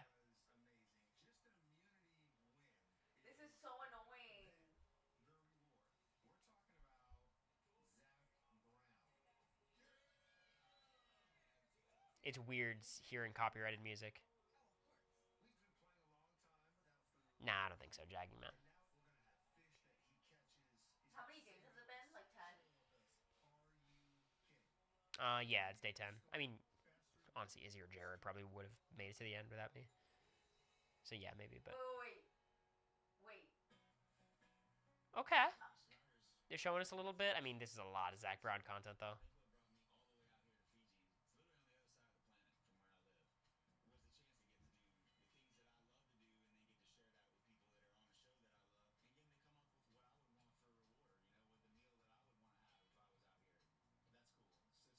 All right, hey, fair enough.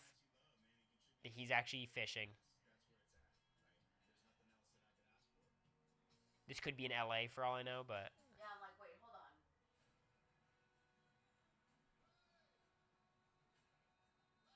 okay, he has a fucking machine gun What spear is though. this?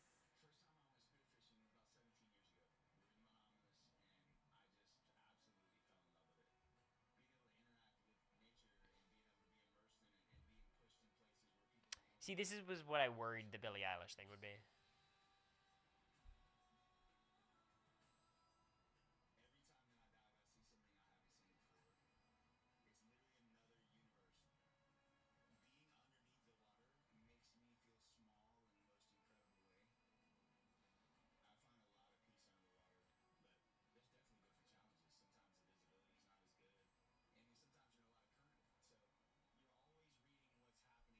We're gonna see him catch a fish, right? Like one.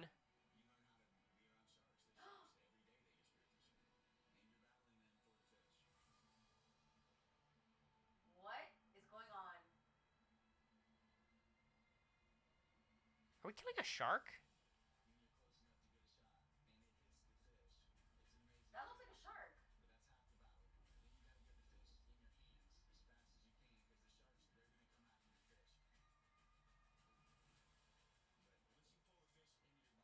It's like a tuna.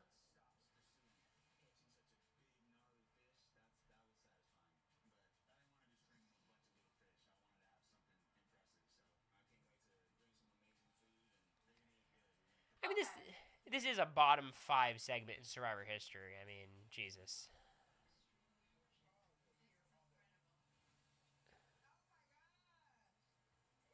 I'm glad he did do the fishing though. I mean, them playing it off like he was just walking in with him would have been kind of sad. I don't know if the fish he's bringing them or the fish he killed, but it was not a shark. It was a tuna. It looked like a tuna.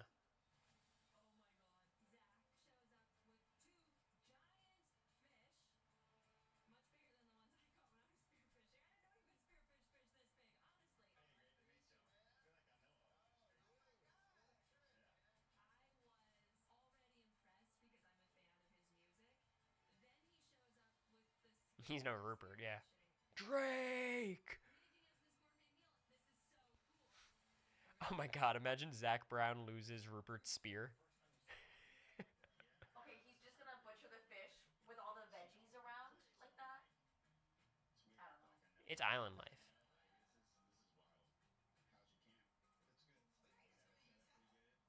I hate these group conversations.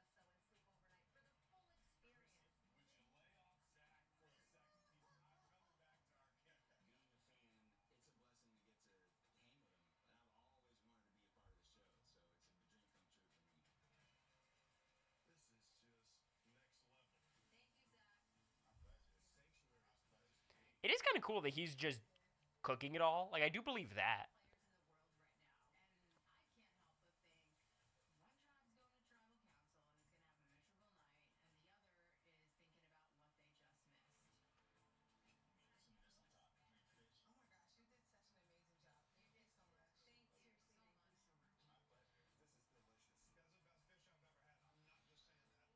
Aren't we all casuals? Do you have live feeds? Yeah, I mean, come on. There's levels to it. I think casual means something different in Survivor and Big Brother.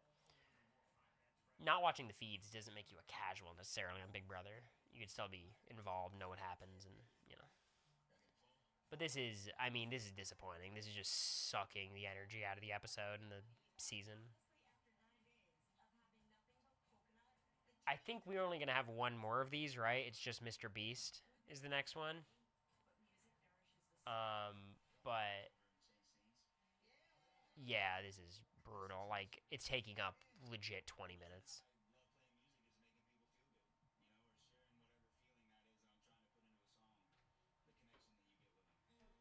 I should have showered right now. Casuals will eat this up, will they? Yes, babe. They're big country fans. Isn't there a Jimmy Fallon thing? Right. I do like Jimmy Fallon. Zach Brown seems fine too. Like,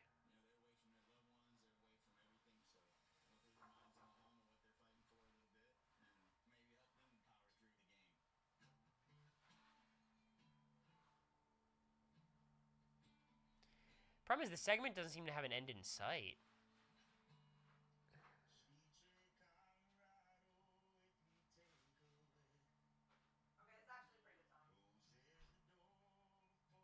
America said it was a good song.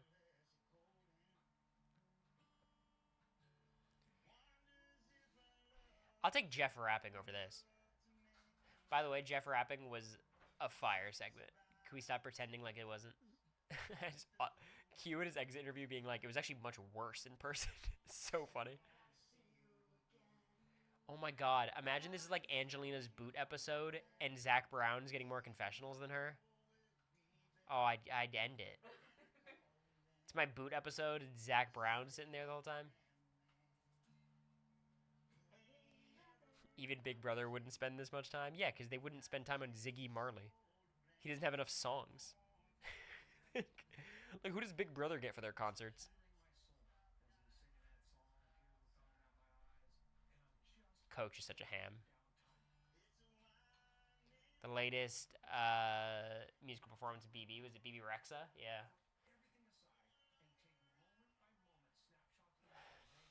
What's BB Rexa? Is that Ride? Is that her song?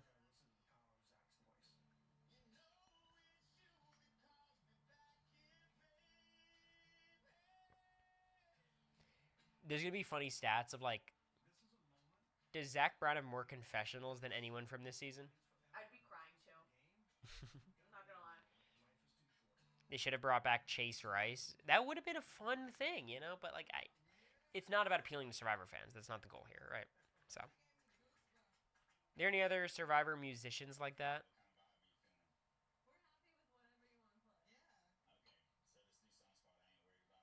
Oh, this is an ad. He's promoting his album. I mean, duh, it's an ad, but like, I thought it was like we're gonna try to hide the fact that it's an ad, you know?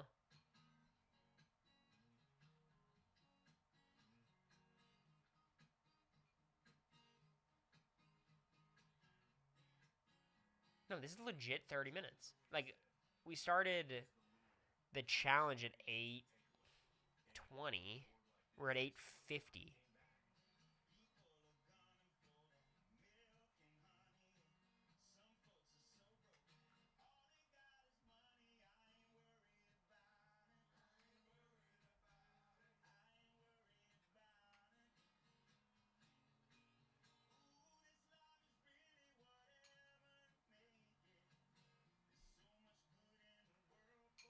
I need an Aubrey confessional complaining about this.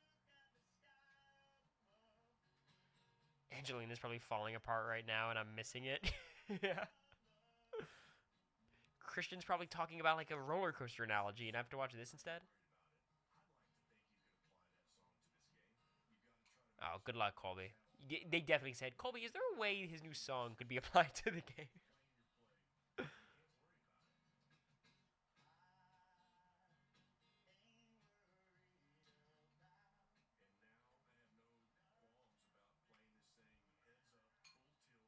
Full tilt. Colby said it. Is that his thing? He said full tilt a lot. I don't know if he said it a lot or if it was just like a confessional that people latched onto.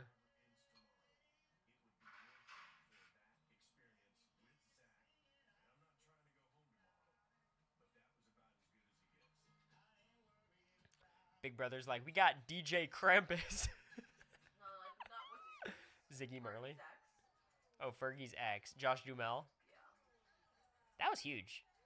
Josh Duhamel was probably like one of the bigger gets Big Brother's gotten, which is kind of crazy. DJ Scroogey, sorry. Man, that was a fucking horrible segment. Janky. I guess for them, they feel bad because they knew they couldn't have lost anyways.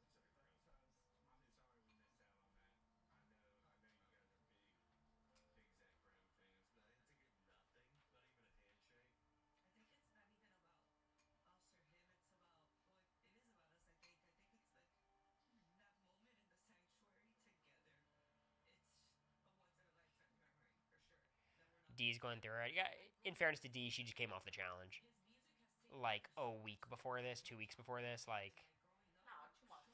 was it 2 months? Yeah. All right, never mind then. 2 months is a lot. I mean, Rizzo and Savannah had a quicker turnaround. I thought it was quicker. I feel like she went in and then came out by the time casting was getting finalized, actually. So that makes sense.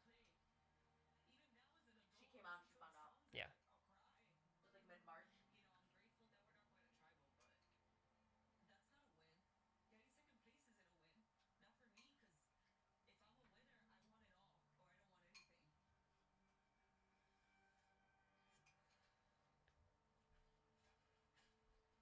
Oh, Oh, Rizzo with an idol is an unstoppable force.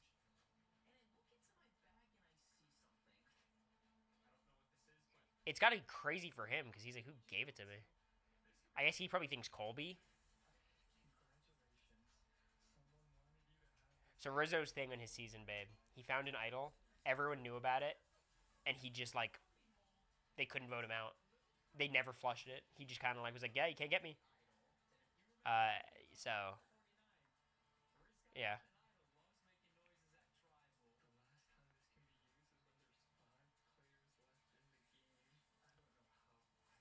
I hate the boomerang idol. People liked it too. I was reading comments about it. People were thought it was like an interesting enough twist. I think it's so bad. Why does the idol look like a veto?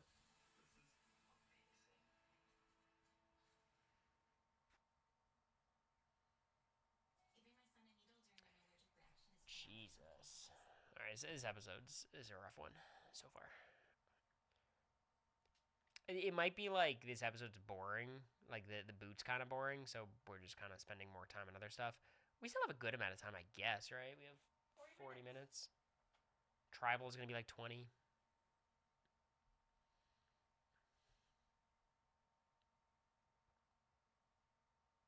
I just don't like it because people are getting idols for doing nothing, and I don't.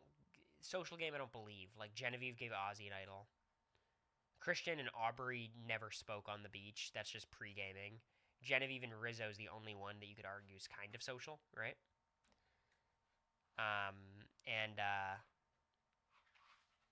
the people who find the idols get no benefit from it. Like the idea that you have to vote them out with an idol to get it back, it's too steep of a task.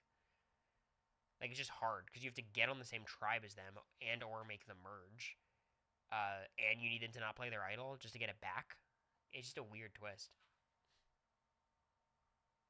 They just combined reward and immunity together. I feel like a lot of times they don't do rewards, but I guess the way you have to think about it is we either get Zach Brown or a journey with like votes being lost, and I think I prefer a journey because even that, even if I don't like votes being lost, it is game related.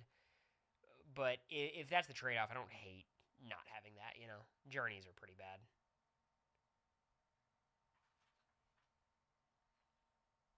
They're gonna have to start speeding up the season too. Do we know the episode count? I assume we do. They usually release the programming schedules.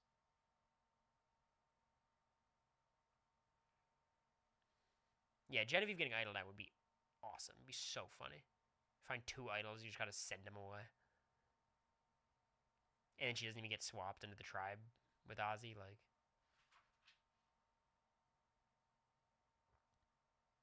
14 episodes. Yeah, I mean, they're just going to have to start getting rid of people. Is anyone concerned, just loosely concerned, about a White Locust situation? Is that on people's radar that there might be some shenanigans to send a couple people home, like a purge of sorts in the challenge? Because that's the worst thing they could do. If we just lose, like, if it's like 5 tribes, we get down to 20 and it's 5 groups of 4. We get down to 16, 4 groups of 4, and just one tribe is wiped out. Is there any world?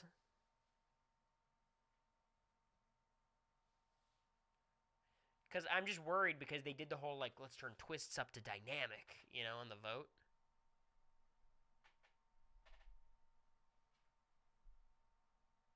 I think you're being a little dramatic, Ren Davis, but I do feel the frustration. This has been. It feels like the season just was like screeched to a halt, but it's fine. Whatever. We move. This has to be. All right, we're probably sticking with this tribe for the rest of the episode.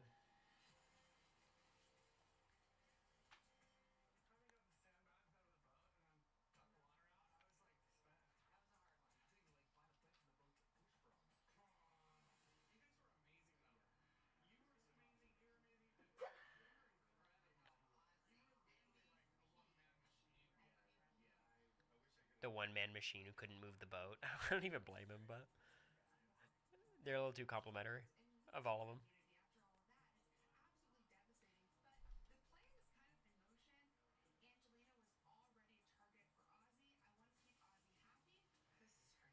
I mean, for Emily, it's a very good move. Bond with these other people.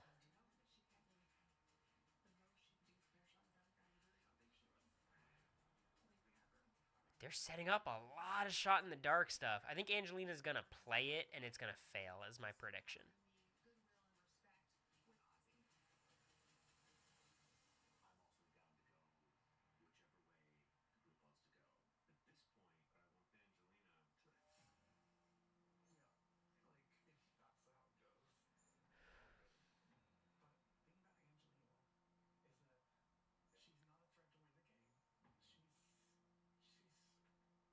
It's just hard for Mike to go to bat for Angelina. Like everyone knows their relationship.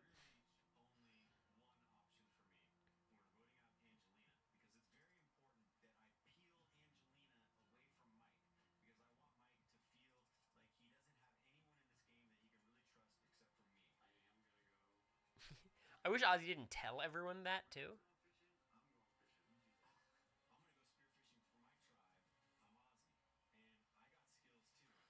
Second fishing segment?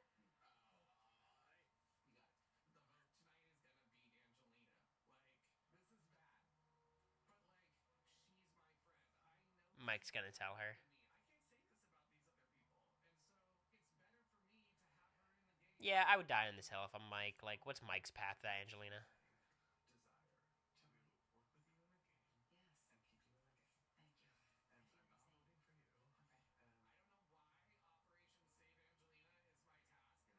Look at Mike. He's playing hard.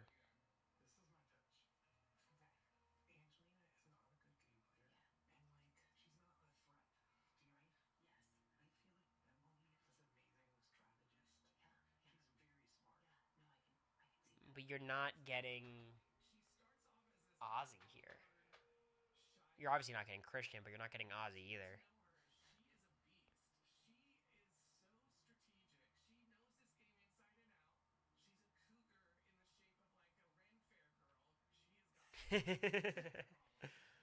Red Fair Girl's good.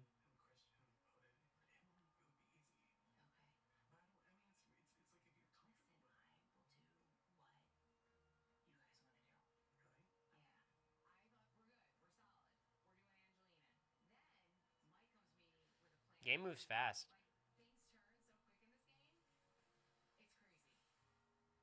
She's been a likable presence on the season, Stephanie. I hate to admit it. Doesn't change who she is, but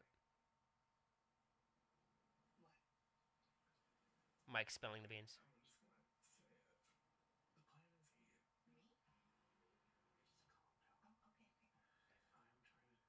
Well, the thing is, you have three, and it's a group of six. So, like, it can't. They need Stephanie.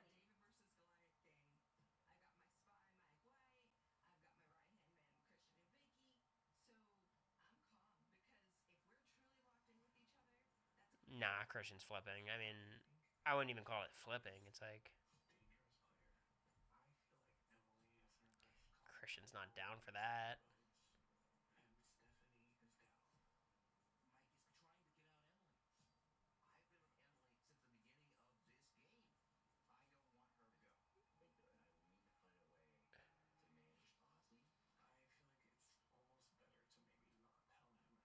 Christian doesn't like burning bridges, guys.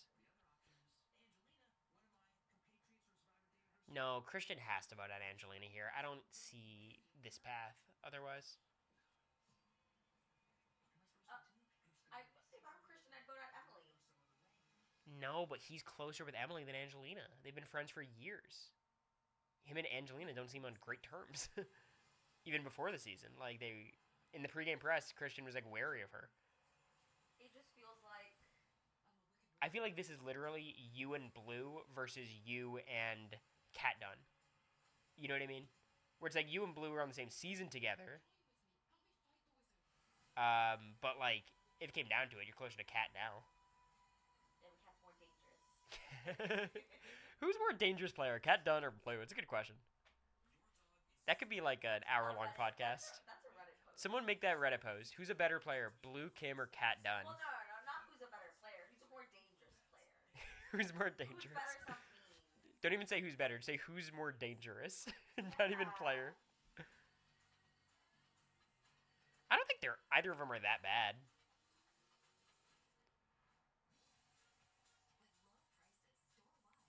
America was closer to Cat Dunn than she was to Blue even during BB25.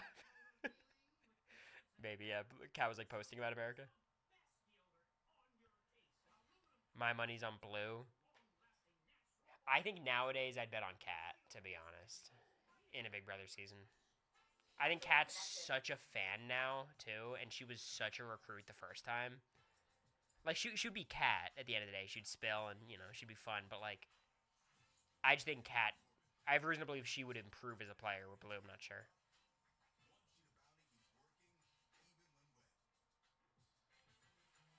Should Genevieve have sent the second idol to Ozzy?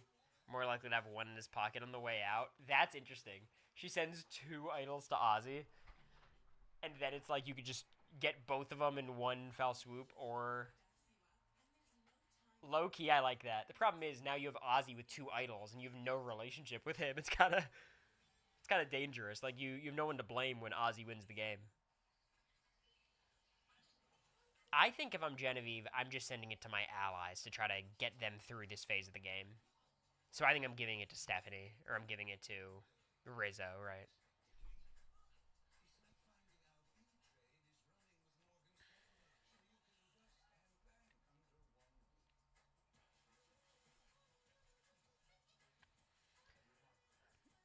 Was Kat good at comps? I don't think she was particularly good, but it was a really competitive season comp-wise. Yeah, Mickey Holly, it's tough.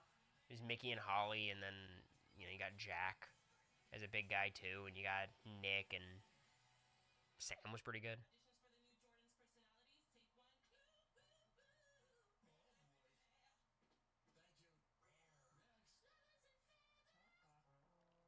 She probably would have sent it to Q if he survived. Yeah, that would have made sense. But by that same token, you'd think Stephanie would have gotten, put in that category too.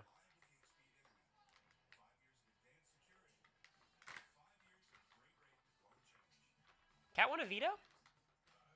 I don't remember that. I think I remember her. She won a veto that infamously tanned into her skin. That is funny. Is the Reddit comment true that you were cut from tar because you burnt too many bridges? No. What bridges did I burn? I believe I was cut from tar because, and this might come as a shock, they wanted Tucker on the cast. And Enzo and Jag. And there's a lot of brothers on that cast. They did have a lot of brothers. Yeah. The one person I think I was a little surprised is like Adam and Joseph, and I love Joseph. I haven't met Adam. I'm sure I'd love Adam too. Just in the sense of like that felt pretty competitive for me and Zach. But yeah, Enzo, I understand the frustration about Enzo being on, but I get it. Like Enzo is a name, whether you like it or not. But I think Taylor being kind of a last minute thing changed stuff too. There was a lot of moving parts. But I think Zach and I were always like the 14th team, 15th team, whatever it was. By the end, I'm pretty sure we were the first alternate, for what it's worth. And that was even with Donnie dropping, so.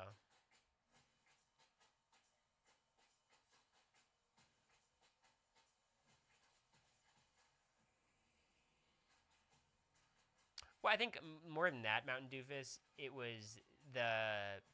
I think Izzy and Paige kind of look like me and Zach too.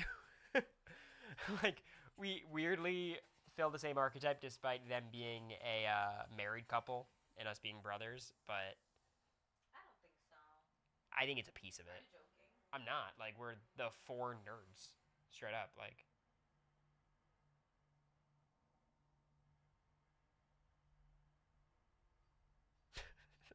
X Men. My show's on. I was worried for an injury for a second there. This is huge though. Ozzy's away. Like, let's start strategizing.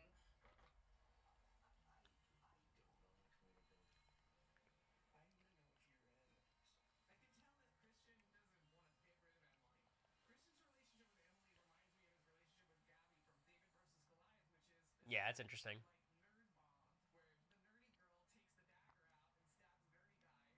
Emily would do it eventually.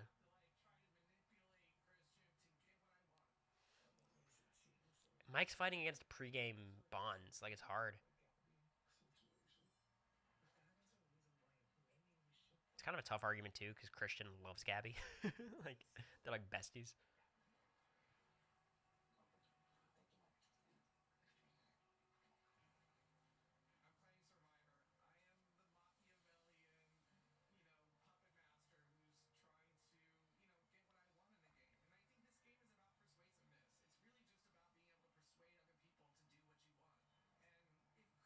Did the singer segment end yet? I think so.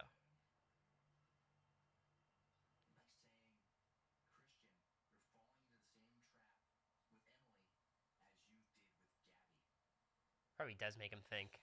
Yeah.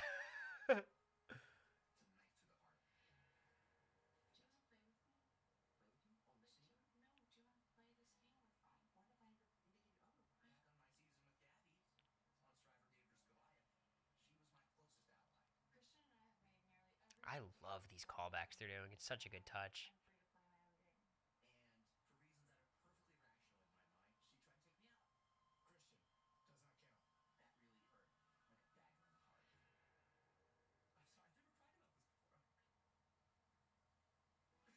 You're also so vulnerable. They also had a personal relationship on the island. You could tell they were like tight. It wasn't just an alliance.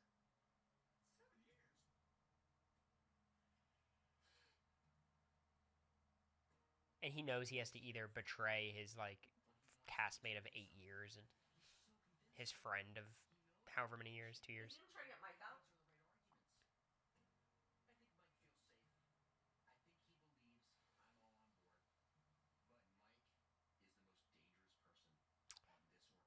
Oh, this makes sense to me.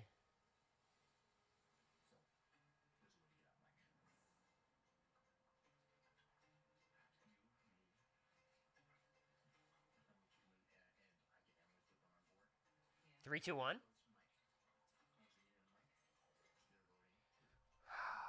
Damn, I like it. I like it a lot.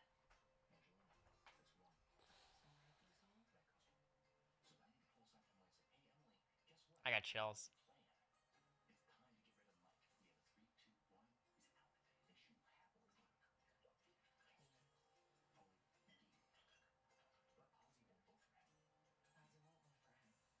This is messy. Oh, I like this play a lot.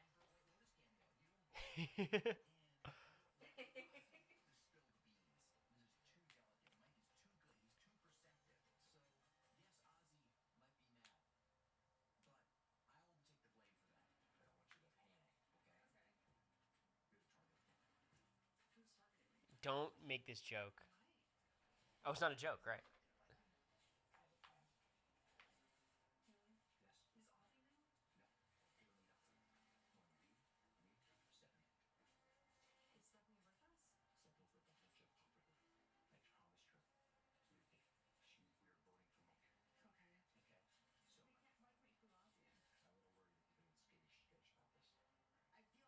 It's a good read from Christian.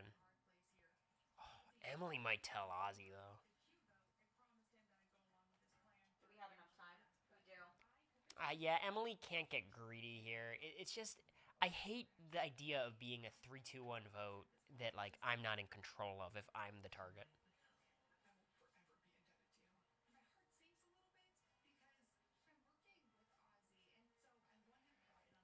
Damn. Why did we waste so much time on Zach Brown? This is such a good vote.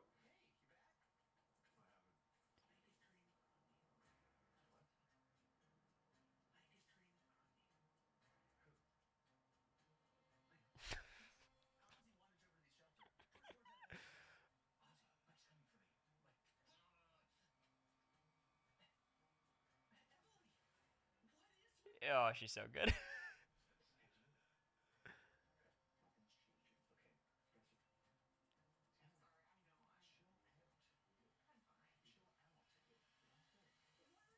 Yeah, the chill out's warranted here. Yeah, but this should tell Christian like, hey, this is the second time that she's done this with Ozzy. I didn't learn.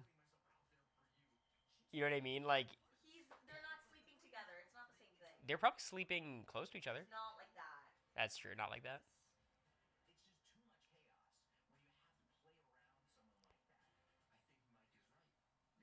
In fairness, this did happen twice in 2 days. I would have patience. What? I would have less patience with someone that I like, wasn't like romantically interested in. I feel like it's. Wait, say it again? You'd have less patience. Okay, yeah, that makes sense.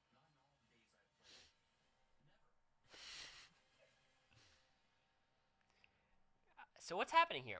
This is so interesting. I'm so mad we got so much Zach Brown when this vote was actually awesome. Is she like this in Clock Tower? I've never played with her in Clock Tower. When I met her, she was just a social butterfly. I don't know what's going to happen. My guess is it's just going to be. I mean, I think it's going to be just. It's Mike or Angelina, obviously. They've given us more content to explain that Mike would go home. In terms of, like, Mike's gotten more content. Like, Mike has enough content to be sent home this episode. But the cleaner move, and Christian's been all about playing clean, is just to get rid of Angelina here. The cleanest move he can do is to get rid of Mike with Ozzy's permission. So my guess...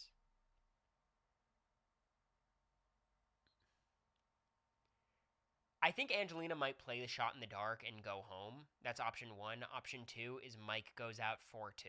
Those are my two predictions. So I said if Angelina goes, I think it'll be 4-2 or 4-1 with a shot in the dark, and maybe Mike gets cooked. Do we give credit for Stephanie for seemingly not being an option despite being the clear option? Give her some credit. It feels like everyone's also playing a bigger game too, and like this was going to happen. Like it feels like she fell into this position, but you know, sure, give her credit. I just think like on a season like this, there's so many people trying to accomplish so many goals that like if you're Stephanie, just doing nothing is kind of enough. But Emily really could have waited until after the vote to do damage control with Ozzy. Yes, but you understand how scary this plan is for Emily? Like, Emily feels like the only people in the tribe she can trust are Christian and Ozzy. And Christian's like, we're going to save you on a 3-2-1 vote, and we're relying on Stephanie for that vote. I don't like that plan if I'm Stephanie. Like, if I'm Emily, I'm like, no, let's just fucking vote out Angelina. Let's vote out Angelina. 4 votes. Stephanie's not close to anybody, but I think this was Emily trying to appease Ozzy. And Emily wants to get rid of one of the David vs. Goliath. Doesn't help her that Christian has, options. Calling it now, Jonathan wins, low-key edit. I have him getting second. I don't think he's got enough for a win, but he's also never been to Tribal. Jonathan. I think the fear is what could work as damage control with Ozzy. I think Ozzy is actually a pretty easy player to damage control. You could basically just go up to him and say, look, Christian came to me with this plan last second, and I wanted to tell you, but he was saying that if I told you this would happen, and, like, it was my name up there, and I think that would work. I think that would be pretty reasonable. I love what they're doing though, where they're flashing back to prior seasons. I think that's a really really cute touch, and that feels like the celebration of Survivor that this season's supposed to be, not the Zach Brown stuff.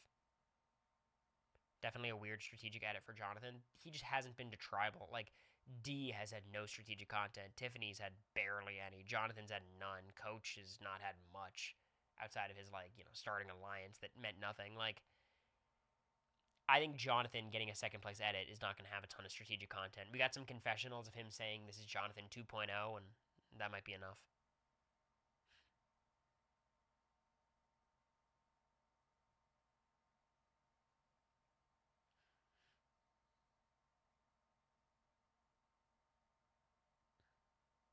Camilla's getting nothing, yeah. All right, here we go.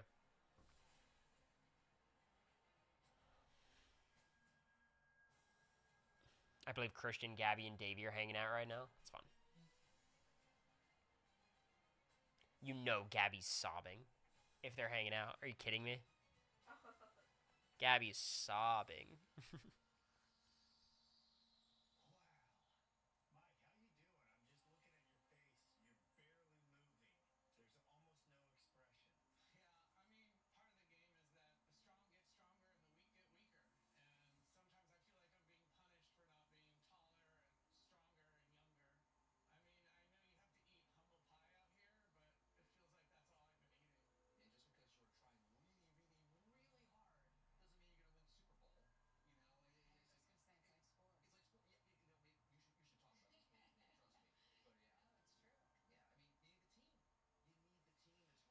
Yeah, I like that from Christian. He's saying like, this is not an effort thing. This is we are weak.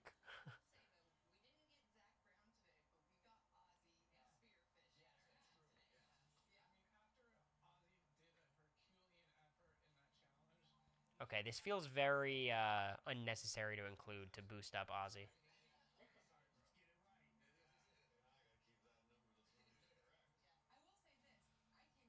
An Ozzy win would be so weird.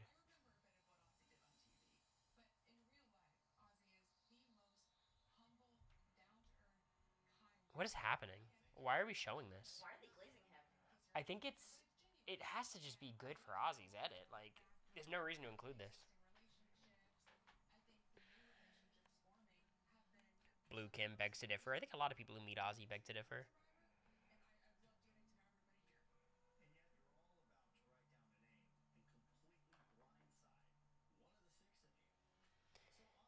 He'd be a weird player to rank. What is he like? The top 10? Like, just look up Blue and Ozzy. It'll come up.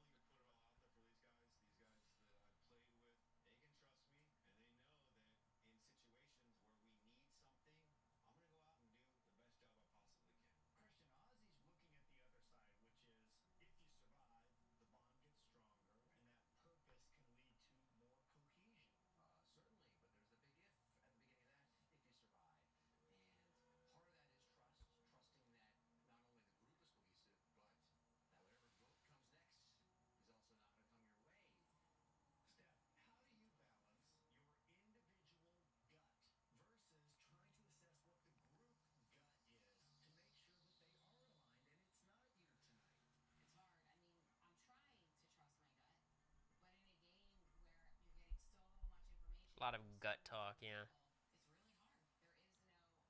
Probiotic travel. Mike may leave tonight. Why not take the. Shut up.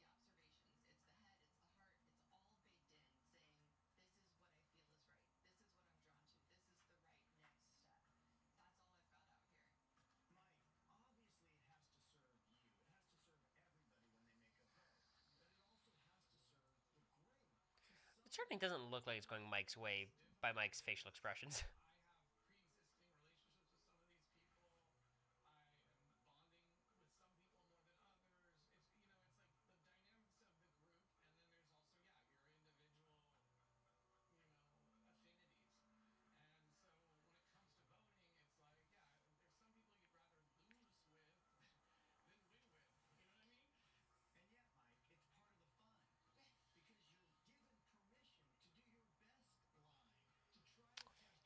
but like it's not just a game though. Like, man, it's hard to understand it. I think till you play, or I think it's easier to understand maybe. Like Survivor All Stars reunion when Richard Hatch is like it's chess and Lex is like it's not chess, it's people, and I'm like yeah, Lex is right, you know. Like these are real relationships and stuff, and you know it's a game. You gotta play, but you can't underestimate that component.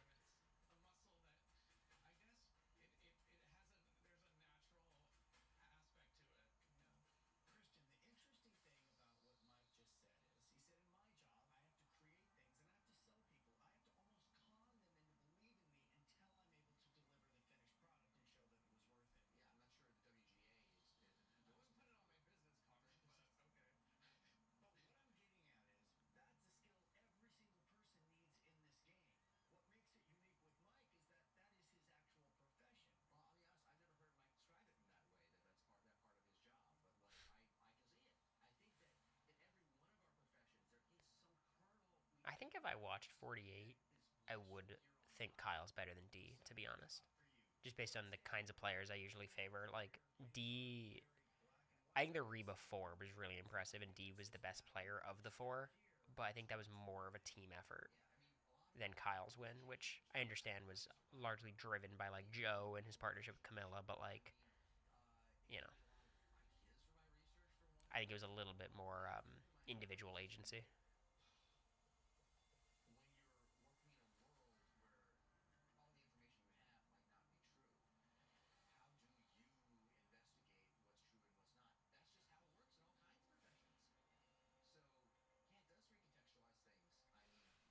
It's kind of a meandering, confusing answer by Christian.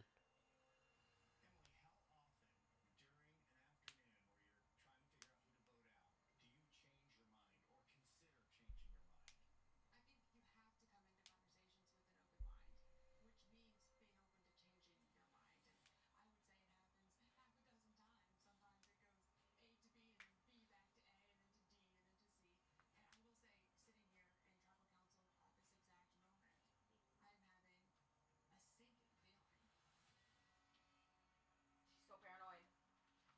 Well, she knows her name's coming up.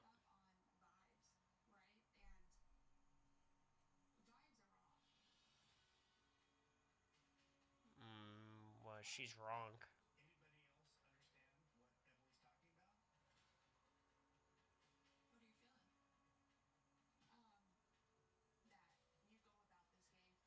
Okay, so she's not fully spelling.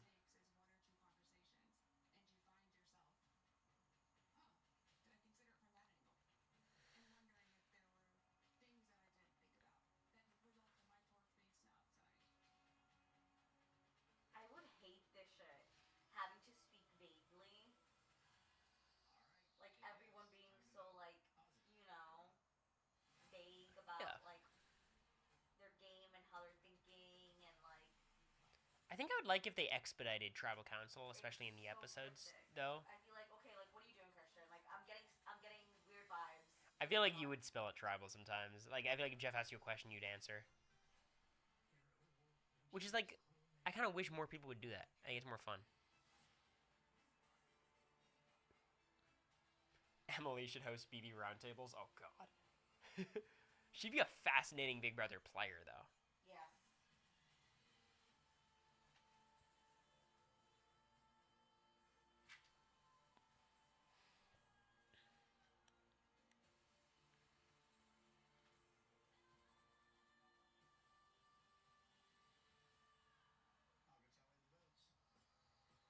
I think that makes a lot of sense.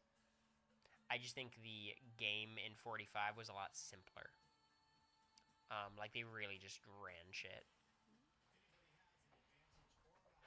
Um, Fuck. but I hear you. I think we're getting a shot in the dark. There's too much shot in the dark talk today. Fair enough. I guess they just needed it for the plans. Oh, you do your shut in the dark before? Yep. Because you lose your vote if you play it. I think it's Angelina. It's Mike White. We barely got any Angelina this episode. My guess is just Angelina. Oh, now it's Mike. Now it's definitely Mike.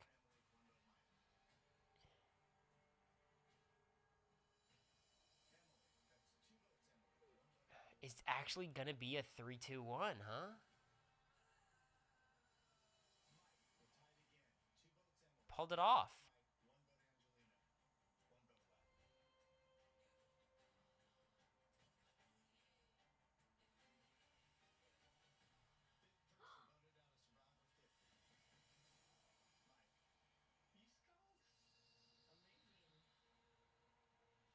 Very odd move by Christian. I think it's a good move by Christian.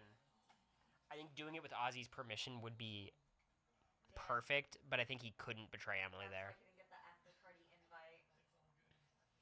I don't know what you're talking about. I think it was Angelina that was shading Christian, not Mike. In the I thought Christian didn't get. Okay, sorry. I genuinely know what you're referring to. Oh, did I drink that? Yeah, it was Angelina shading Christian, and there was one other person. Was it Savannah shading Christian? No, Mike White had this big party last week or like a few weeks ago. Okay, I'm sorry. Your eyes got big. I don't know if I'm supposed. I don't. I'm lost.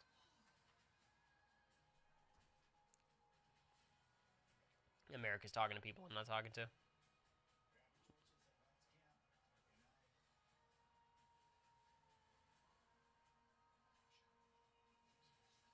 This is why Angelina's shading Christian. It makes a lot of sense. It's kind of felt like this was gonna happen, and it feels low key spoiled. You know what I mean?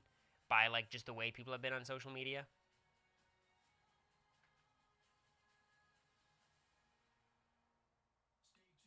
Damn. I want to see Mike White's fireworks.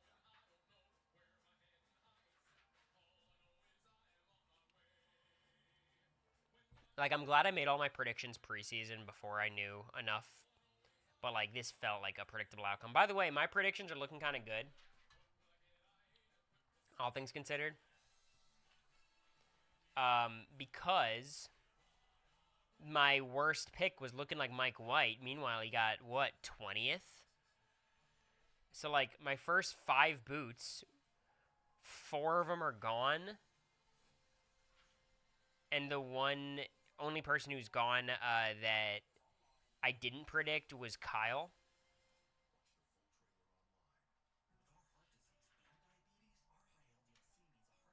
I'm not beating the spoiled allegations, but I feel pretty good. I feel like I'm fucking nailing this actually. Like I legit think the next couple gone could be Camilla Genevieve. I don't know about Chrissy. She's getting no edit. I feel like Christian's getting a great edit. Christian said I'll catch you up, and they said too late. Okay. I just think it's like not. It goes against how Ozzy's been playing, or how Christian's been playing to blindside Ozzy like this. I don't know if it had to be a 3-2-1. I think the cleaner move is just get Ozzy on board and vote Angelina, right? Like, why are we voting out Mike here? I think the idea is like Mike could slither back in and get something done. But I actually think it makes more sense for him to just loop Ozzy in, get rid of Angelina, smoother vote.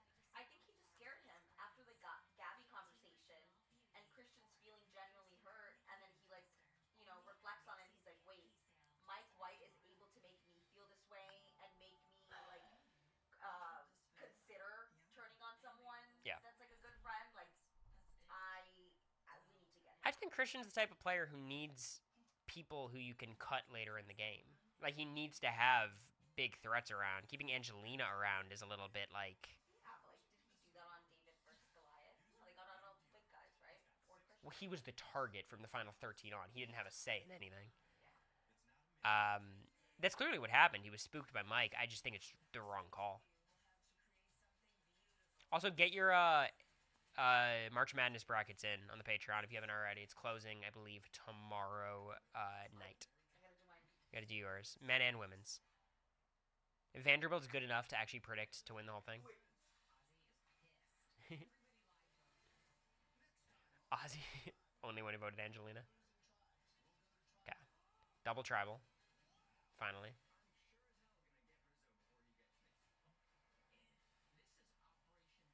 So I think we lose Charlie next.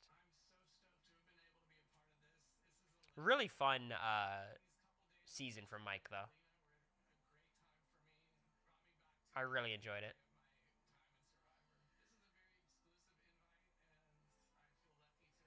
And he's not token casting. Like, he played his ass off. He's a fun presence. Um, can't say enough good things about Mike. He was really fun. He should have won his season. A lot of people feel that way. I think him at Tribal Council saying that it's okay, you guys should vote for Nick is like, all right, well, after he said that, I would have voted for Nick. But I think you definitely argue he played a better game, big picture, than Nick.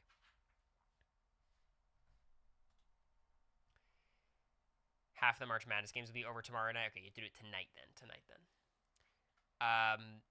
Okay, well, that'll do it. I have to go to bed. It's school night.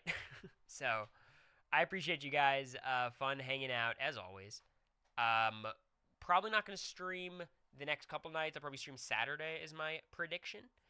Don't hold me to it. Maybe it'll be earlier. But appreciate you guys. Fun episode, give or take a Zach Brown. And I'm fascinated to see what the hell Christian's cooking up. So, anyways.